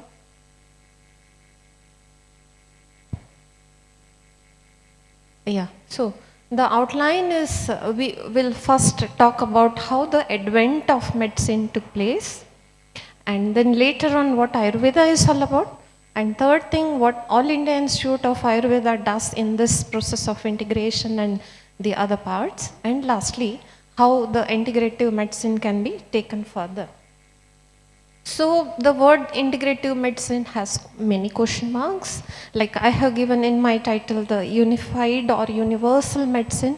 So let's see how we should use these terms very judiciously. Integrative medicine is a blend of evidence-based practices. Professor Hans G was also talking about that we need evidence and then we can come together and collaborate and have the integration in proper way. So blend of evidence-based practices from different medical traditions into a single one, unified one, which is patient-centered approach. So it's a paradigm shift altogether, combining the strengths to treat the whole person rather than just the disease, as I already said. So how the advent of the medical science took place, there are various theories. The theory which is more relevant in this direction of integration that I have taken, it started in early practices in ancient era as the disease attributed to evil spirits, and accordingly the treatments were like that. Later on the medical systems evolved, concept of health and illness both came across, and the holistic approach to human health was understood. So then in every country, not only in India as Ayurveda, in every country there were traditional medicines, like my previous speaker was talking about the Chinese medicine in China. In Greece there was Hippocratic medicine, in Egypt there was traditional medicine, in Africa, Australia, South America there were various traditional practices as the history says. Then later on came the era where there was advancement in the medical sciences, and that advancement was in terms of understanding the human anatomy into detail, the germ theory of the infectious diseases, then the surgical treatment of the trauma, wound care, etc. came, and the development of the biological treatments and the technology advancement of radiology, lab investigations, those took place. And then in the mainstream, the medical practice of the mainstream came the biomedicine, which is very conveniently we call it allopathy medicine. So whatever other than this mainstream medicine was considered as complementary and alternative medicine. This was the term coined, CAM, which is even today in vogue at many places. So even though the mainstream medicine was growing like anything, at the same time, the complementary alternative medicine was also having worldwide popularity, and it was incorporated into various hospital managements, and this led to establishment of National Center of Complementary and Alternative Medicine in USA, which is now called as NCCIH, that's the Integrative Health. So this was then a new era came in the healthcare, where the concept of integrative medicine was then approached. It was still comprehensive integrative healthcare practices considered, but the question still remained, what is and what is not to be considered as integrated practices. So even though we'll be seeing in detail in the coming slides, we need to know that integrative medicine has a rich history. It has traveled various steps, and then it is into what we are today. And understanding this concept is crucial for effective healthcare. So even though this concept of integrative medicine came, the nomenclature was still continuing, and it has various drawbacks, like it was still called as complementary and alternative medicine. Somewhere it was called as holistic medicine, some other places traditional medicine. There were region specific names also, like Oriental, Indian system of medicine, and many more. These are just few to mention. Mind-body medicine, functional medicine, these are all the synonymously it was used, and that created a lot of chaos, and the concept was yet not clear. The NCCM definition, it says that diverse medical and healthcare system practices and products which are not part of the conventional medicine are to be considered as complementary and alternative medicine. Ernst et al. Defined that something which complements the mainstream medicine. It contributes to a common whole and satisfies the unmet demand is to be considered as integrative or CAM. So there was lack of clarity and specificity, failure to capture the complexity of CAM, and hence it was termed as integrative, which is more than just the complementary or alternative to what actually is existing. So integrative, it focuses on overall health and healing, not just disease. It combines conventional and complementary therapies. So it's a holistic approach, coordinated use of both various other multiple sciences. It includes products, practices like diet plan, mind-body practices, lifestyle management, and many more. So there were debates and challenges, like when sir was talking about safety concerns. You need evidence whether it is safe or not, we do not know. There are lack of efficacy studies, insufficient knowledge about the drug and product interactions. Few of the questions were whether we could take everything together at a time, whether it will have some drug to drug interaction or not. There are regulatory control issues. Sir was asking about some economic part of the regulation and all, and this bias in the mainstream journals and conflict between what actually we practice in clinical part and in the research.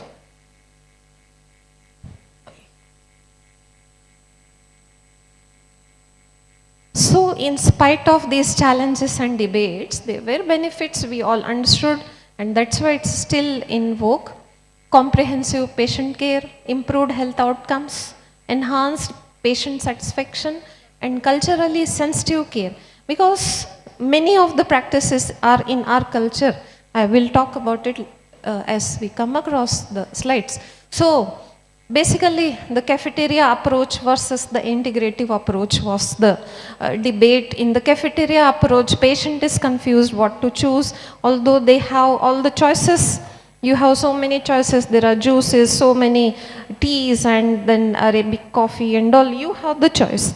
But that's called as cafeteria approach. The patient had that choice, and in the integrative approach, all the sciences, they come together on a single platform, and they offer what is best for the patient. So integrative medicine, it started like this, and it has started everywhere, including India. It's coming together, and we all know that coming together is the beginning. And then what is unified medicine? Coming together is not at all enough always, right? Then we need to work together also is unified. We need to blend into each other, accept what is good part of each other, what are the strengths of each other, and also, embrace what is the diversity of each other. And that's working together that leads to success. And lastly, universal. From integrative to unified and unified to universal is growing together. You also need to grow, and we also, and together we can work, together we can grow, and that is progress. So, this is the approach where you can see on the upper left side where Ayurveda and modern, just to give an example, there can be other science also with modern, where there is an alternate, it was considered as complementary alternative therapy, and then later on it was the Ayurveda complements to modern, or modern complements to Ayurveda. That was the approach, and the recent approach is on the right side, which is considered as integrative. The integration is not of the Ayurveda into modern or modern into Ayurveda, blending together, working together, and that is for the, the patient-centric goal. Ethical and legal responsibility of each system, utilizing the existing manpower to the best, infrastructure to the best, in efficient way, and reducing the health cost per capita from the pocket of the patient as well as from the pocket of the governments. Now, having said this, let us talk about what Ayurveda has to offer. And before we say what Ayurveda has to offer, let's see how scientific the things are and unique concepts of Ayurveda are. So Ayurveda is the term which has two components, Ayu and Veda. Veda is knowledge, and Ayu is not medicine, Ayu is not illness. It is the Veda is science, and Ayu is life. So it's a science of life. So it's a knowledge system altogether which works together, and there are 4 pillars of this medicine which I have not included over here in the best interest of time. So the paradigm or the shifting, the goal is not illness to wellness only. It's very easy to say that in illness replace I with we and it becomes wellness. The goal is from wellness to happiness, as my previous speakers were also talking about. Rehabilitation, happiness is required. So that's what Ayurveda caters. It is culturally sensitive. Like over here also, yesterday I was offered some pomegranate juice. Even today they were serving something, and then sir was asking me that, and I said that this also is a part of Ayurveda treatment. And the Chinese doctor also agreed that yes, it is. So what I am trying to say is your kitchen is your first pharmacy. In kitchen there are so many herbs like turmeric. I saw today in your one of the drink there was turmeric. We use yogurt, we use oil, we use ghee, we make use of spices. These all are medicines, and these are culturally sensitive. Since thousands of years we are being practicing it in our kitchens, and we never asked our mother to just give the evidence of using this thing and then I will eat it. No, never. So this is very much rooted. The Ayurveda or whatever the traditional medicines, they are very much rooted in our community, and that's how it has the potential to meet all the health and wellness demands easily accepted by the patient. The aim of Ayurveda is dual. It is maintenance of health and the management of the diseases. And for the maintenance of health, we have prevention and promotion. And for the management of the disease, we have the curative aspects through three things: diet, sleep, and celibacy. That includes the exercise, the other things, when to get up, when to sleep, everything, what personalized holistic approach was talking about. So Ayurveda aligns with the modern 5 P's. First P is personalized, everyone is unique. Everyone does not require everything, all integration. So the unique concept of personalization. My kurta does not fit you, and your kurta does not fit me. Similarly, everybody cannot be given paracetamol if it is a fever condition. Everyone requires the customization. Even all cannot be given Ayurveda the same one. So the personalized treatment, preventive, it focuses on the education, risk education, and early detection of the health issues.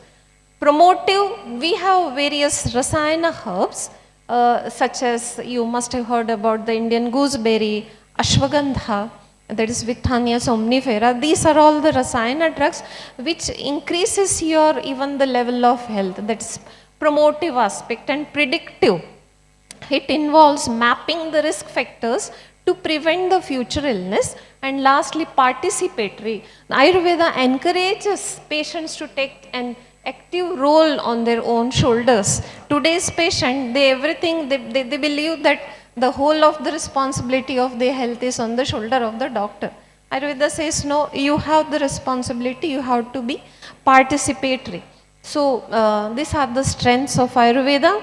It is time tested, cost effective. Someone was telling about that it is cost effective, simple. Turmeric powder can do miracles. So the quality and safety and efficacy are assured because it is been practiced since many years. We have immunomodulators, we have rejuvenation, palliation, holistic approach of body, mind, spirit, and senses. And there are various choices of treatment, like we have tablets, we have oil preparations, we have syrups, we have decoctions, and many more. So various choices are there.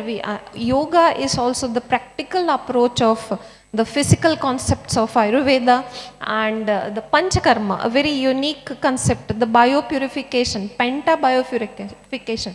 Pancha means 5. There are 5 ways you detoxify the body, and that too in specific seasons, that too with specific herbs, specific formulations. That is what Panchakarma approach says. And mental and spiritual healing. These are the strengths. Moving more strength, comprehensive definition of health. What WHO says now as the definition of health. Years ago, Ayurveda has given the same definition, and it's accepted by the community very easily. Emphasize on promotion of health and prevention of disease. We have importance of diet and lifestyle, individualized approach, universal approach. We are just the replica of the nature outside. We are miniature of the nature, or we are the signature of the nature. The biology and ecology, they reflect each other. So, considering that, many treatment plans are done. Stress on public health. So, these are the unique concepts of Ayurveda. Diet, longevity, dividing and going together with the circadian rhythm of life is also mentioned. These are the concepts which we have already seen.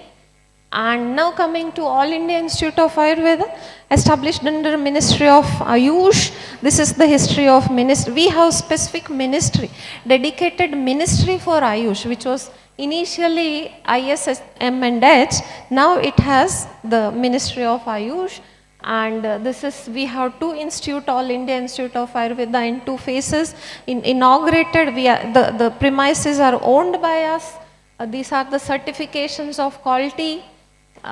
Tertiary care unit, where OPD facilities, we have 45 specialty OPDs and 200 bed IPDs, and the daily, the footfall of OPD is around 3,000 per day. So this is what the rise of the of course, in 2019, it went down because of COVID, but then continuously it has been rising. These are the admissions and discharges in the IPD since the year 2016 till date. We have patient education cell where we sensitize the patient, we give information, knowledge of various practices and encourage them. These are the academic programs, postgraduate, PhD. We have certificate courses. We have Central of Excellence in Ayush skill development courses, like for the Panchakarma technicians, the massage therapist and other things. And these are the research aspects of AIIA, All India Institute of Ayurveda, New Delhi, where we undertake so many theses, intramural research, public health initiatives and many more. We have 6 PHI, public health initiative projects been funded by government and has been successfully completed also. This left part shows the number of patients been benefited by those projects. So integrated Ayurveda research with modern technology is done. Here we have the co-location unit of the whole Ayush. A stands for Ayurveda, Yoga, Unani, Siddha and Homeopathy. So in a one co-located center we have all these clinics. And these are the success stories through integrative and holistic approach of COVID. During COVID, we have the success story of standalone Ayurveda, integrated Ayurveda with modern and standalone modern. To have these 3 comparison, the works are also published. The diabetes and metabolic care unit, someone was asking about, we have the success stories. And we have chronic disease management stories. This is the integration with modern technology. Almost all kind of modern technology are available in our hospital. Then these are the integration with the applied sciences, like we have pharmacology lab, we have the incubation centers, we have integrated translational molecular biology unit where all kind of omics studies are being done. Informatics where docking, network pharmacology, toxicity prediction, pharmacophore and homology modeling studies are being done. We have National Pharmacovigilance Coordination Center at our own institute. All the ADRs are being reported. This is the scientific evidences we have generated. More than 1600 articles been published. We have our own 3 journals, dedicated journals. One is for the case report, the other one is for the other kind of fundamental researches, and third is for the oncology, cancer researches. We have the integrated oncology center also with us. These are few publications and focused research we did. MOUs, one of our trustees were interested in MOUs. Ma'am, just 5 minutes. Please have your seat. Just 5 minutes. Just 5 minutes. So we have national 65 MOUs and 18 international MOUs are there. These are the national one. These are the 18 international MOUs which we already have at AIIA. Few are with Germany, Austria, UK, USA, and just to mention, these are all functional MOUs. These are MOU with London School of Hygiene and Tropical Medicine, where we have taken a project and also one publication done. The project is completed. MOU with Frankfurt, Germany, your own country, sir, we have the MOUs and we have taken the projects, and the project is also completed. 2 manuscripts are also under the process of publication. So I am just coming to the last part of my presentation. These are just the things we take the academic, training of the European Academy of Ayurveda, Bristol, Germany. They come to us and we give them the practical training over there. So these are also some of the practical trainings of Brazil. Last year we had, this year also we had. And there are we have with London School of Thought, we have with IASTM Japan, so many MOUs, and out of the projects, these are the publications also done. Now we have international center at international cell at our institute. This is the international webinar we just did last week on the eve of Ayurveda Day. WHO the head Ted Ross, he visited AIIA, and this is what he said in his appreciation. We have our own Prime Minister, President, and the Chief Justice of India being visited us. So coming to the integration, AIIA was given the task of framing the strategy of integration, and this is how we did it. And there are some algorithms being prepared for type 2 diabetes mellitus, diabetic foot ulcer, non-alcoholic fatty liver disease, dyslipidemia, and these many more, obesity and kidney disease, and osteoarthritis, hand, knee, etc., pain management. These are the protocols developed for PCOD and even for malnutrition in children.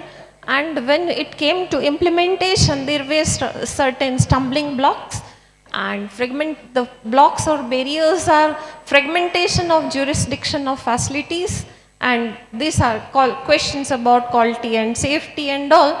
At the same time, there were opportunities being offered, interdisciplinary departments of IM, research and evidence generation. So overcoming the othering phenomena is the answer, and these are the action points. What we can do is establish interdisciplinary departments of integrative medicine, generate evidence base for the integrative medical practice, and foster collaboration between the disciplines. So thank you. The day is not far.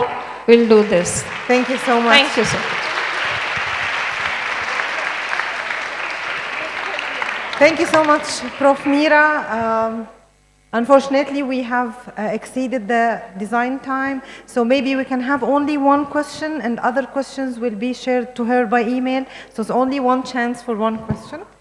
So, yes, this is Tawheed.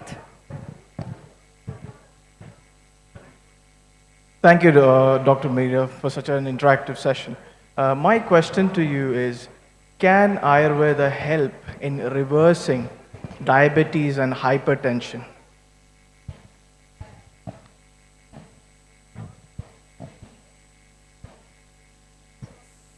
Yes, good question, sir. See, we don't claim like that. No one can claim that it will be reversed permanently, and then later on we need not take any medicine. But yes, there are cases. Like I could not properly, present some strategies. We made the strategies like the first strategy was the low-hanging fruits. Work on that, then the medium-hanging fruits, and then the least evidence where we can go step by step. So in the low-hanging fruits, we have diabetes. We have the evidence of curing diabetes, but not all this. I mean, not in all stages. Like if it has gone to, diabetic retinopathy, if it has landed up into some complications, we need help of the other systems. But otherwise, if it is in its primitive stage, it can be reversed back. Thank you. Thank you so much, Dr. Mira, for this inspiring session. So now we will move to the final presentation we have today. So from Ayurveda and traditional Chinese medicine to hijama. So today we have Dr. Mariam.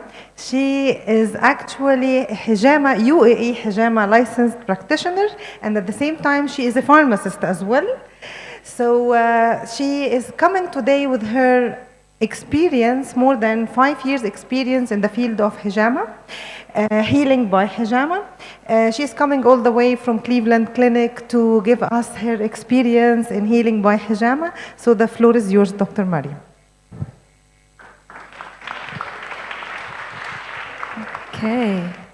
Thank you so much, everyone, for waiting this long. I know it's cold. I know everyone's hungry, so I'm not going to take too long. Thank you again for the introduction, Dr. Najla. I'm seeing a few familiar faces.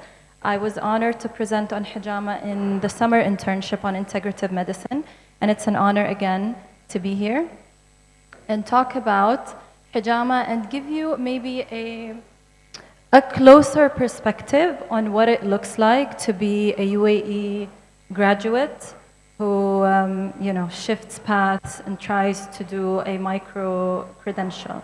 All right? So I am a board certified pharmacotherapy specialist. I am a pharmacist by training. I used to work in Cleveland Clinic, not anymore. And I worked in American Hospital as well. I grew up with traditional medicine, as we all did. And during my years in working in hospitals, I found myself recommending more traditional approaches to patients rather than medications. And then I thought maybe it's time for me to venture into something else, maybe find the balance between conventional and holistic. And here I am. All right. Let me just try to figure out this. Okay. Okay, we're not going to take too long. We're just going to talk about the history of hijama. We're just going to recognize its potential, evaluate current scientific evidence, and then we'll talk about clinical considerations and contraindications for hijama. I want to ask first, maybe we'll talk to the students in the back because they're feeling a little secluded here. Have we tried hijama before? You have? Great. Anyone else? No. Do you know anyone who did? Yep. Naam? You believe in hijama? Okay. What did you do it for? Yeah. Okay. Mm-hmm. Okay. Okay. And then you try, okay, so just to tell the people what you just said, she had issues with sleep. She was feeling tired all the time, but her blood work was normal and everything was fine. And then you tried hijama. Right, obviously the dietitian told me that maybe it's the type of food you're eating. Okay. And I have been eating well for the past 5 years. I changed the lifestyle and the food and exercising. But turns out some food, even if you do exercise and get into that good shape and lose weight, some of the bad food or the processed food that we eat in every day gets still stuck somewhere here and there in the body. Oh. So one of my doctors told me to try acupuncture, especially that I was past 20 at that time. Okay. And I did, and I actually did change my sleep pattern. Nice. A lot of Okay, so that's Chinese medicine for you. But did you do hijama? Yes, I did. You did. So you did acupuncture and hijama? No, hijama only. Only hijama. Only Okay. hijama. So hijama is cupping. All right. Anyone else has a story with hijama? Yes. Well, I'm a doctor, so I found hijama is actually opening the lymphatic system. Yep.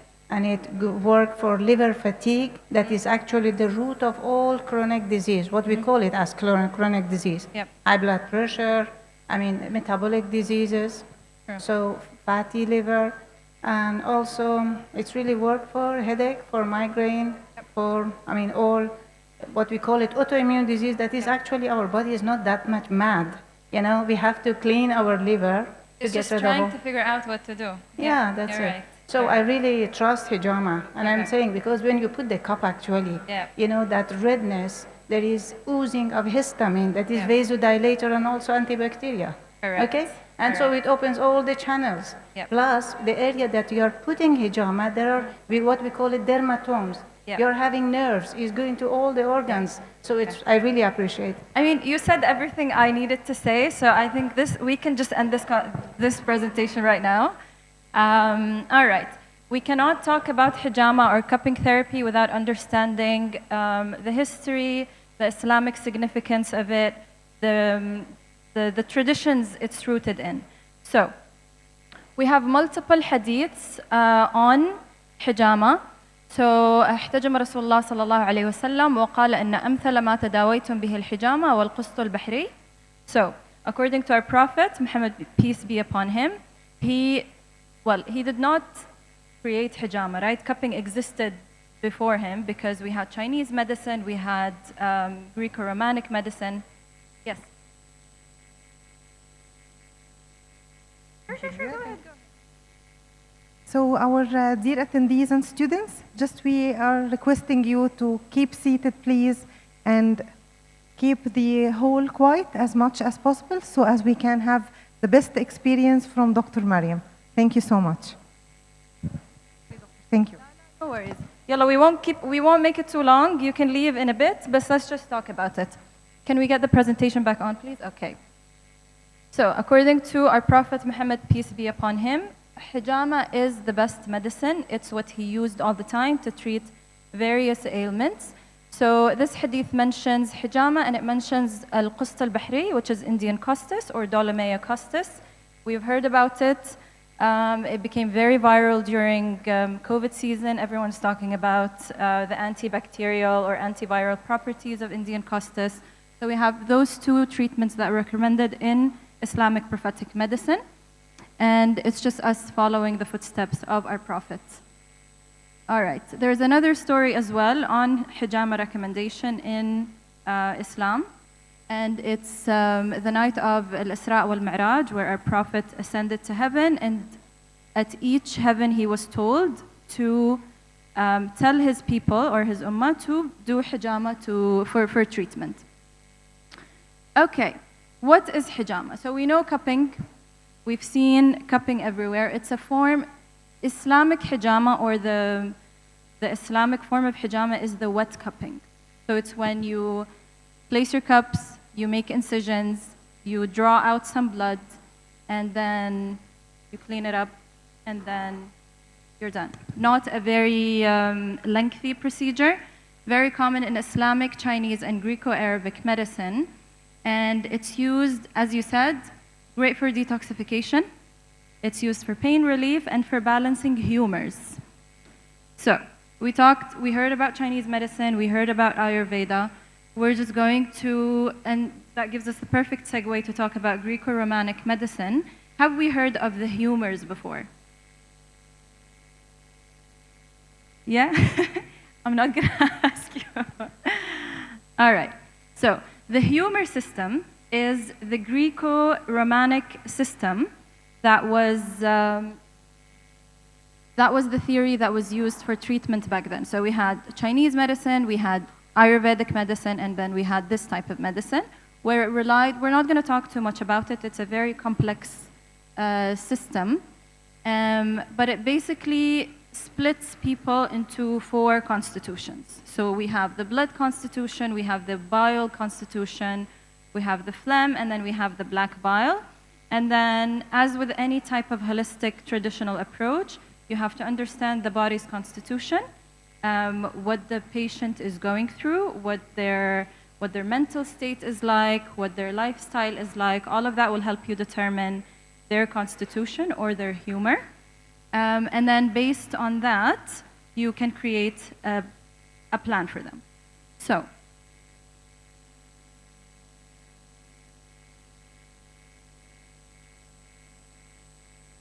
button is not working anymore. Okay, there we go.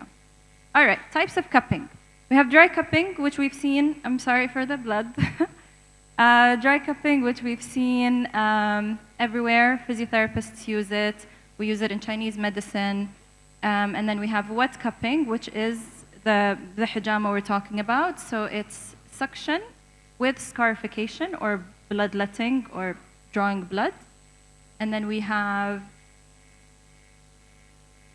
fire cupping, which was a very, it's a more traditional approach that's not really used anymore, but it's when they use these glass cups. We did not have these suction tools, right? So they used fire to create pressure and then place it on the body so you can draw out the skin. And then we have massage cupping. I'm sure a lot of us have done this. It's sliding the cups with oil. It's a great massage technique, but it's also really good at relieving some conditions like sciatica, for example.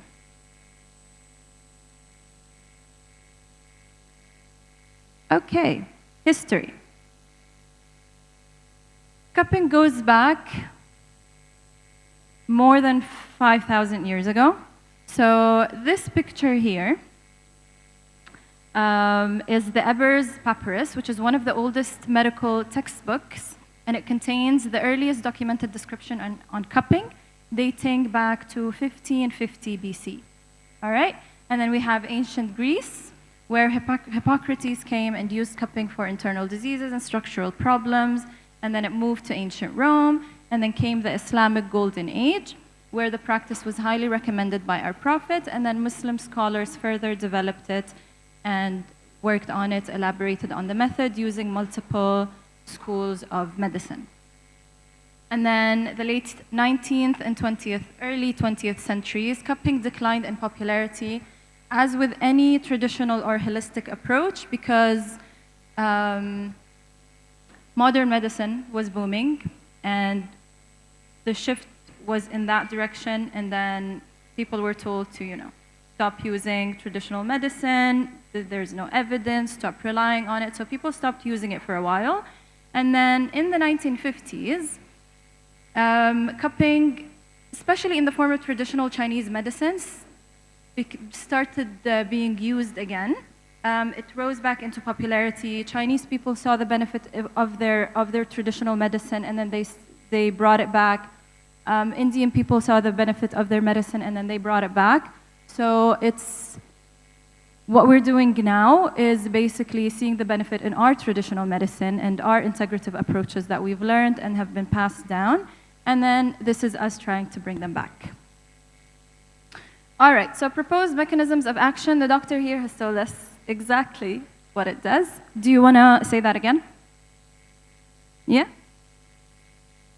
Actually, for medical students, nurses, or doctors, you know that our nerves at this scan is connected to our organs, what we call it dermatomes. So when we do cupping, actually we stimulate those dermatomes. This is first. And also when you put the cup, you're doing suction, you make some area of redness. There will be oozing of histamine from capillaries. Histamine is antibiotic. Histamine is vasodilator. So it helps all our lymphatic channels that actually we can call it lazy circulation. It's not like our blood, So it should be stimulated by some way. It's not, especially for old age, by the way, for even our stationary life, okay? So it is stimulated. And also when you make a little bit pain or stimulation injury, you have some complement system, inflammatories, factors is coming. So they all work in cleansing, actually, not only that area, beyond that one. So it's really effective, and I've got a good result. Amazing. All right, so you heard it from the doctor. This is not just me telling you what hijama does. So we have those proposed mechanisms of action. We have the neurophysiological gate control theory of pain, which I'm sure we're all familiar with at this point, where you have pain in a certain area of your body, so you try to induce pain somewhere else just to try and relieve the original pain, right? And then we have improved microcirculation and lymphatic drainage. And then the immunological, increased local immune response to the particular areas where you're creating those tiny, tiny incisions, and you're telling the body to react, to start sending immune modulators to that area to try and help heal the body. And then detoxification, which you mentioned, it's elimination of waste products, kind of debated, kind of controversial, but we have free radicals roaming around in our circulation all the time, especially with the type of food that we're eating, the type of lifestyle that we're living. Wouldn't hurt to, detoxify your body every once in a while. This is not to say that whenever we draw out blood, we're drawing out bad blood. This is a myth that we're debunking here right now. There's no bad blood in the body. We're just eliminating free radicals and accumulated toxins. Okay, clinical indications, traditional and modern. So, Traditionally, it was used for general wellness, a prophylactic approach for health, where people used to do hijama maybe once every 3 to 6 months, even once a year is perfectly fine, just to reset the body. And then it was used for headaches, hypertension, infertility, sciatica, fatigue, and it was a very, very powerful tool for spiritual protection. Again, we cannot talk about hijama or any type of Islamic approach without talking about its spiritual significance, right? So we've brought hijama back as a purely clinical practice, but traditionally, or for people who have seen their parents use it at home, everyone knows it's a form of ruqya, it's a form of spiritual protection, and it's a practice that stood the test of time, honestly. All right. After that, there was research that was done on hijama or wet cupping. So we have research that was done on chronic pain syndromes, fibromyalgia, back pain, that sort of stuff. You have migraine and tension type headaches, which I've seen improve drastically on hijama with my patients. And then you have inflammatory conditions, rheumatoid arthritis, maybe some acne, what have you.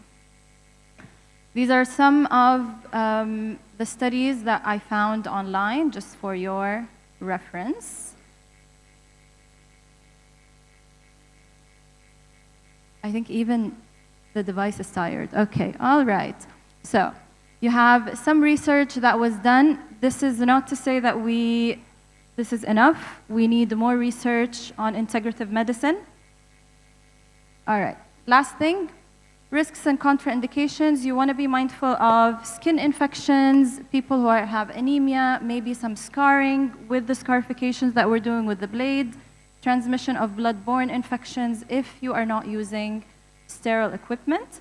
But in a clinical setting, these are things that no one has to worry about. And then contraindications for cupping, just for your information, you have bleeding disorders, severe anemia, people who are on anticoagulant therapy, pregnancy, that can be relative to the patient, and then people who have immune conditions. We're not going to talk about the regulations in the practice. This is something that we hope we see more of. And I think that's it. So thank you so much, and the floor is open for questions.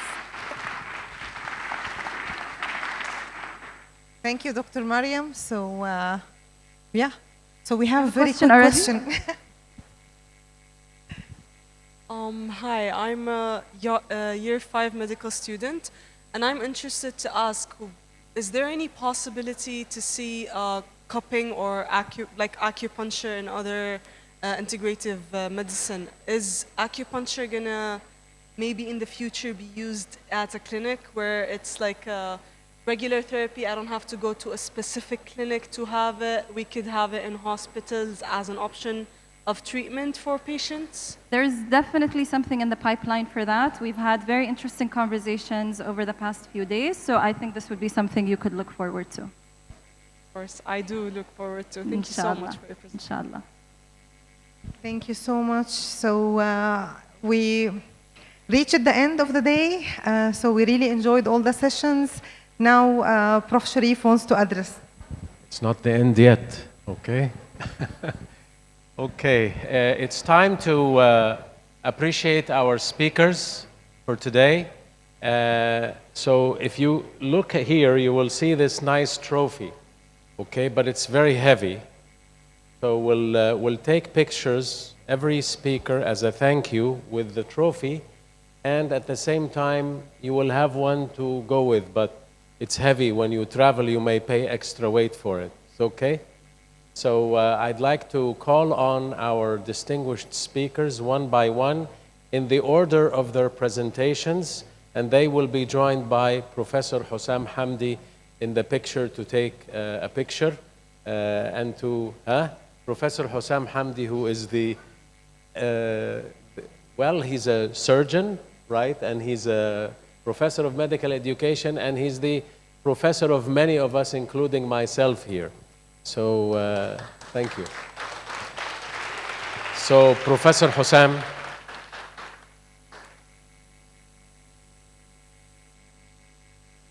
So first, Professor Hans, thank you very much for enlightening us. Thank you.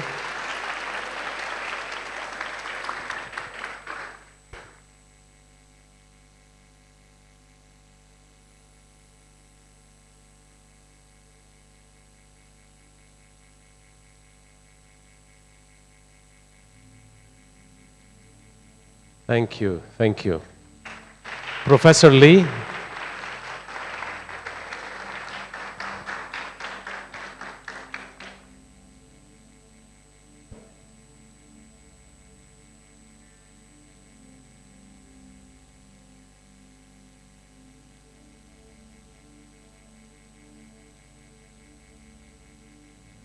Thank you, thank you. Professor Mira.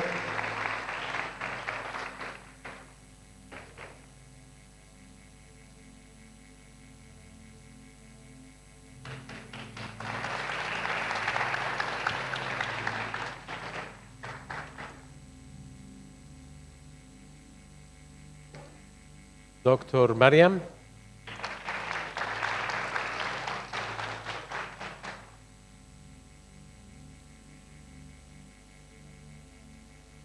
Huh? Okay.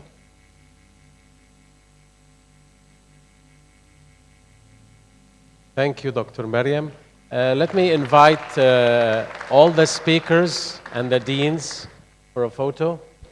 All speakers and deans.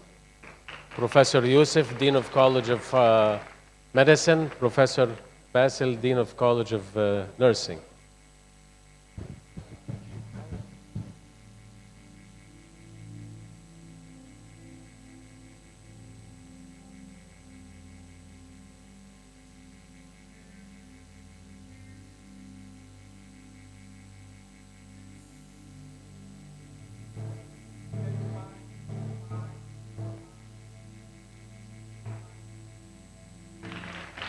Thank you very much.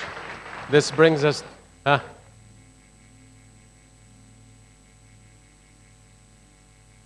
Okay. خلاص.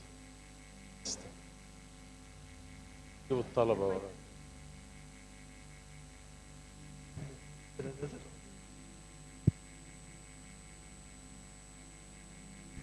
Can I have all the beautiful faculty, please, come forward here? تمام? And may I ask, please join. تفضل. I know you. Please join the photo. What? Hussein, you can go. تفضل. Please. Please, I'd love for you to be there. All right? And then I would love to ask all the students, طالبات, لو سمحتم, everybody get up, طالبات. بس صورة جماعية واحدة تذكار بهالمنتدى والفعالية الجميلة اللي احترتوها اليوم. تفضلوا ويانا ورا at the back side of this beautiful circle. Just 1 or 2 minutes of your time. من جماعة بس من ورا. From the back side, from the left and the right side. There is so much space in the back. تفضلوا. Back side. Right, left and right, outside.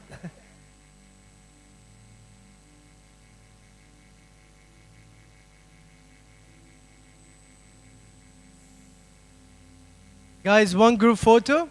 I see students at the back.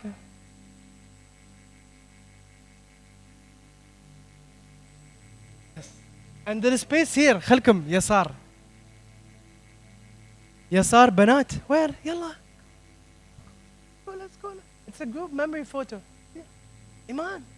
Go. تصوري يلا. تفضلي دكتورة لو سمحتوا. Please. Okay. تمام. If everybody's ready.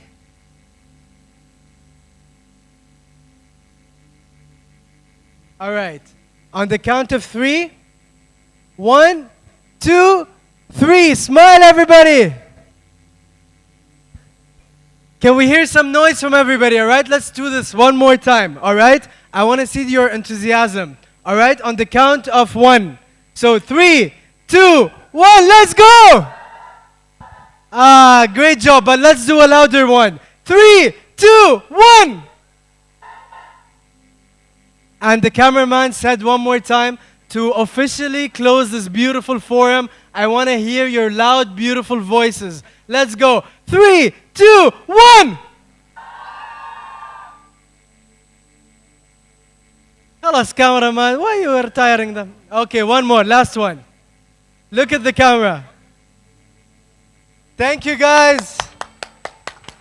And before all the speakers and the faculty leave, we'd like to ensure that they come for the lunch that is prepared for them, please.